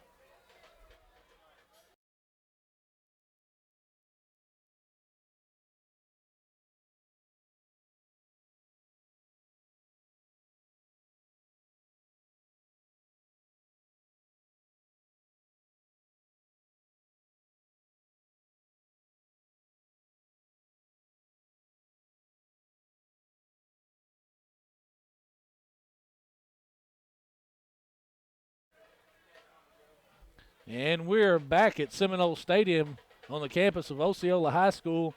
We got 1:30 to go in this football game. Your score is Osceola 40, Melbourne 22. Seminoles have the football. It is 4th down and 9 from the Melbourne Bearcat 26-yard line. Osceola's back on the field, shotgun set. 4 wide receivers, no running back in the backfield. Snap comes to MJ Vance, and he is pressured quickly. Attempts a pass to Greg Hooks. It's underthrown, and that will turn the football over on downs to the Melbourne Bearkats with 1:27 to go in the football game. Folks, like I said, the Camden Harmony Grove Rising football game has gone final. Camden Harmony Grove advances, beating Rising 30-16. If this score holds true, which we have no reason to believe that it won't here in Seminole Stadium, that is who Osceola will see next week. We will see Camden Harmony Grove. Melbourne comes to the ball. 5 wides. Gabe Lawrence is the quarterback in the shotgun. And they run a screen play to number 1, Alex Bray, in the middle of the field. And he's going to gain good yardage here. He'll gain about 11 yards there on that screen. Just a little tunnel screen there for Alex Bray. He comes across the formation. That will be a Melbourne first down. Football is spotted at the 37-yard line of the Bearkats. Shotgun set, single running back to the right of Lawrence. Ball is snapped. Lawrence is being pressured. He's rolled out to the left or to the right. Comes back and throws the football complete to number 4, Eli Harrell. And that's going to be another first down for the Bearkats. Ball is going to be spotted right at the 50-yard line. And Melbourne is on the move. 4 wide with a single setback. Lawrence takes the shotgun snap. Throws the ball into the middle of the field. Pass is complete to number 3. That's Riley Gray. It's going to be a gain of about 6 yards. Be 2nd and 4 from the Seminole 44-yard line. Shotgun set, Melbourne going quick. Single running back. Gabe Lawrence has a receiver. Number 2, Hunter Jennings just drops the football. Lawrence puts it on him on the right sideline. He just drops the football. It's going to bring up 3rd and 4 for the Melbourne Bearkats. We've got 30 seconds to go in the football game. Shotgun set, 4 wide receivers, single running back on the right side of Lawrence. Lawrence takes a snap. It's back to throw. Throws the football incomplete to Riley Gray. Gray fell down as he was trying to come out of his break in his route. Ball was thrown low. Gray could not come up with it with the reception. 26 seconds to go in the ball game. 4th and 4 from the Seminole 44-yard line for the Melbourne Bearkats. Melbourne's going to huddle on this particular play. Come out in a shotgun set, and they have 5 wide. 3 to the field side, 2 to the boundary side. Lawrence is alone in the backfield. He takes the snap. He's under pressure. He is hit before he throws, and the pass is going to fall incomplete. That's going to be a turnover on downs. We got 20 seconds to go in the football game. Osceola can come out and take the victory formation and end this football game.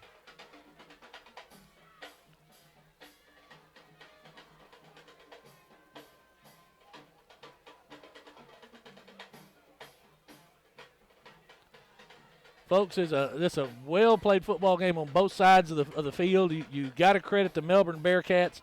They are obviously a very well-coached football team. Kevin McCarn, their head coach, should be proud of them. They came out here and they acquitted themselves very well. Good group of young men. They played hard, fought hard, and Melbourne has no reason to hang their head in this instance. And there it is, the kneel down for the Seminoles. That's going to bring us to the end of the football game.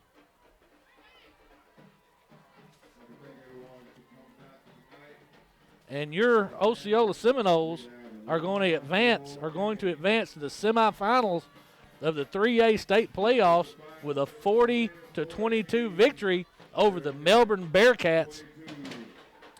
And while we're waiting on Michael to get down on the field and speak with Coach Hooks, let's recap the scoring. At 2:08 to go in the first quarter, Noah McSpadden ran a 1-yard touchdown run for the Melbourne Bearkats. 2-point conversion was good. It brought us to 8-0 Melbourne. At 36 seconds in the first quarter, we had Osceola had a 19-yard TD run by Brandon Johnson. Jacob O'Kane kicked the extra point. It was good, and that brought us to 8-7 Melbourne. 8:15 to go in the second quarter. We had a 36-yard touchdown pass from Gabe Lawrence, number 3, Riley Gray, and the 2-point conversion was no good, and that gave Melbourne the lead 14-7 with 8:15 to go in the second quarter. Also in the second quarter with 1:44 to go, MJ Vance, our super senior for Osceola, has a 4-yard touchdown run, and Jacob O'Kane kicks the extra point, which is good. It is 14-14, tied up in the second quarter. And that was our score at half. We were 14-14, knotted up at the half. Melbourne and Osceola. We come out in the third quarter, 5:11 to go in the third quarter, and MJ Vance, a 1-yard TD run. Jacob O'Kane kicks the extra point, and it is 21-14. Osceola, folks. Looks like Michael has got Coach Hooks. We will finish our recap.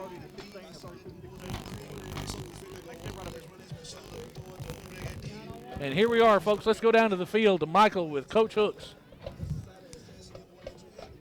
All right, Seminole Nation, I'm down here on the field with head football coach Robert Hooks. Coach Hooks, first half was a heck of a half. Both teams going back and forth. You go in 14-14 and a half. You make some adjustments there in the second half and just kind of flex your muscle. I mean, that's the only way you can say it. You make plays when you want to make plays, but Melbourne was a great football team. Oh, I mean, we knew it. Well-coached football team, but I'm telling you, those guys play hard and are disciplined, and they tackle a whole lot better than I gave them credit for. We had some things in the past game right up across the middle of the field. Didn't complete them early. Got us behind the 8 ball, and we wanted to run the football more in the second half. And anytime you got a quarterback like MJ and Brandon coming in, doing what he doing, running the football like he does, I thought we did well in the second half. Still missed 3 opportunities that I wish we could get back. Coach, 3 years, 3 semifinals. You got one more here at Seminole Stadium. Just let the people know you're going to play Camden Harmony Grove next Friday night here at Seminole Stadium. You need to let everybody know how important it is to get in these stands next Friday night. Well, anytime we can get energy from our fans, it's always special. So we're just asking that everybody will come out, fill up the stands next week, and cheer us on to victory. Congratulations, Coach. Thank you. Enjoy this one. Yes, sir. Guys, with our player of the game, number 2, MJ Vance. And MJ, hey, what a game. Now, you go 14-14 at the half. Things just ain't going as smooth in the first half, but you come out in the second half, you flex your muscle. I mean, just had some excellent runs. Brandon Johnson gives you excellent runs. Your line blocks well for you, and you come out of here with a well win tonight. In halftime, I just told them we got to calm down, execute what we've been doing in practice, and it working, and we came out and did what we supposed to do. Go, MJ, just like I talked to Coach Hooks just a second ago, hey, 3 years he's been here, 3 semifinals. Going to get Camden Harmony Grove next week. Hey, we need these fans to be in these stands. It needs to be rocking next Friday night. Hey, just talk a little bit about your football team and how proud of them you are. First I want to thank God, our coaching staff and my offensive line. Every single last one of them, they had somebody on the ground so we can get a good run or a good pass. They protect. Folks, number 2, MJ Vance, he's our senior. He's our leader tonight. Proud of MJ. Hey, good luck next week. Have a good week of practice. We'll be here for you next Friday night. Back to you in the booth, Bobby. All right, there you have it, folks. Coach Hooks and talked about the discipline that Melbourne showed and their ability to tackle, and our player of the game, MJ Vance. That score that during our scoring recap, we were at 5-11 in third quarter. MJ has a 1-yard TD run. That was the only score in the third quarter.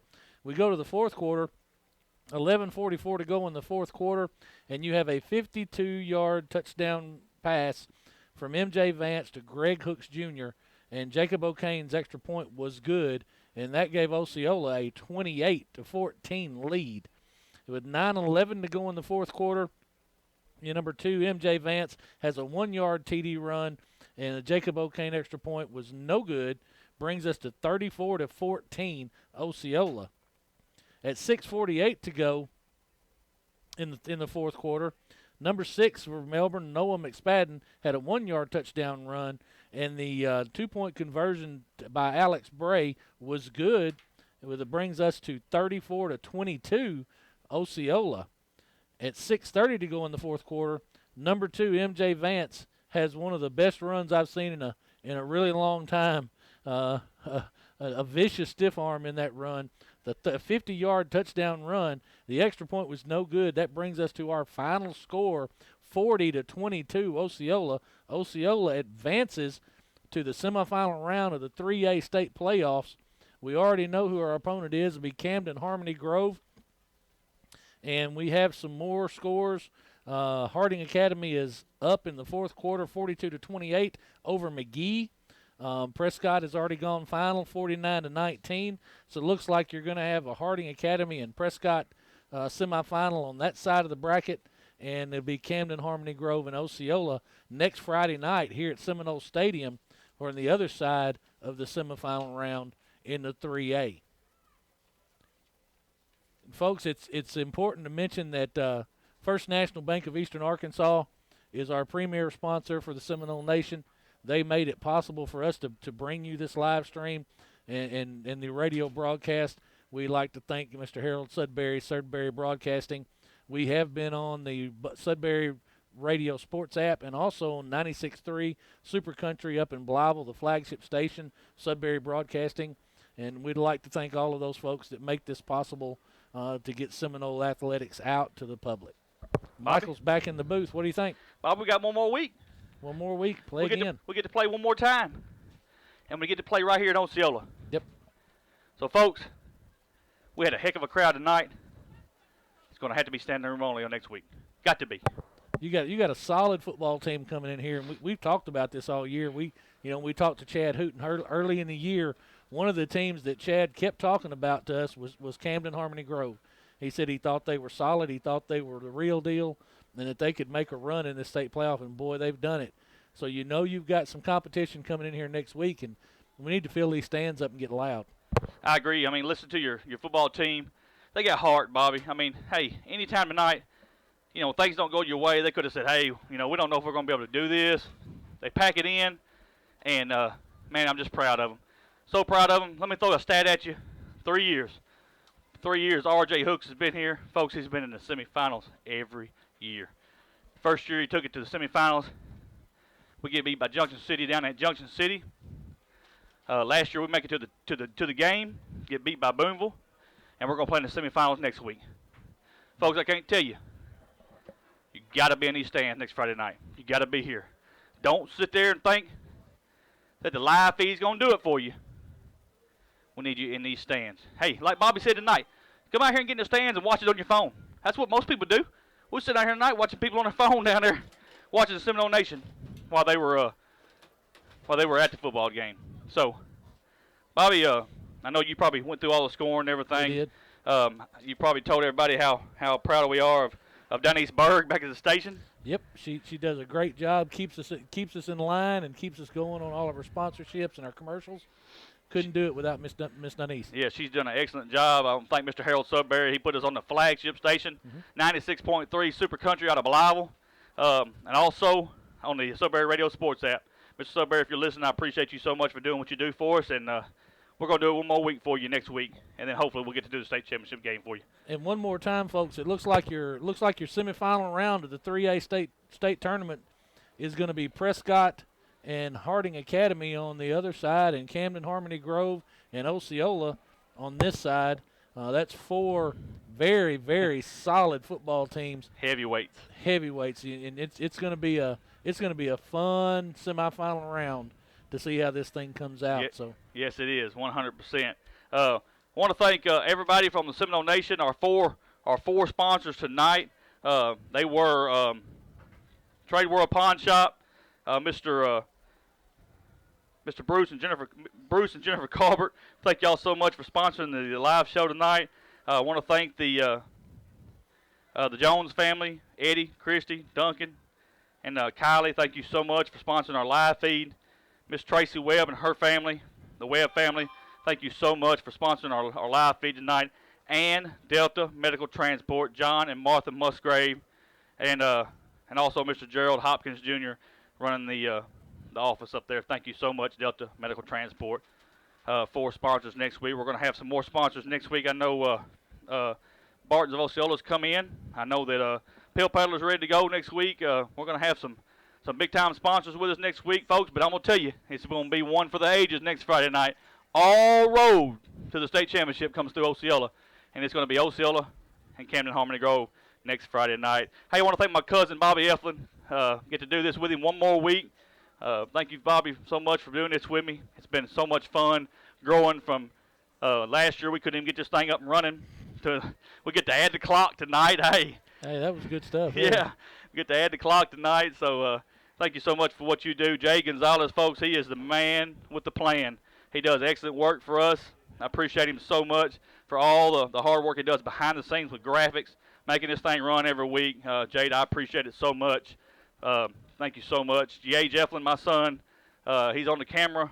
Appreciate him so much. We want to thank Addison Eflin. She did the camera earlier in the year, so they've split time. We appreciate them, both of them, so much for doing what they do. I've just been handing some stats here, Bobby. I'll read them before we go off the air by Mr. Thompson, Coach Thompson. He keeps us up with stats. It's a team effort up here. I appreciate it. Final stats for Osceola with us is unofficial, but it's close enough. I promise you, if he's doing it, he does excellent work.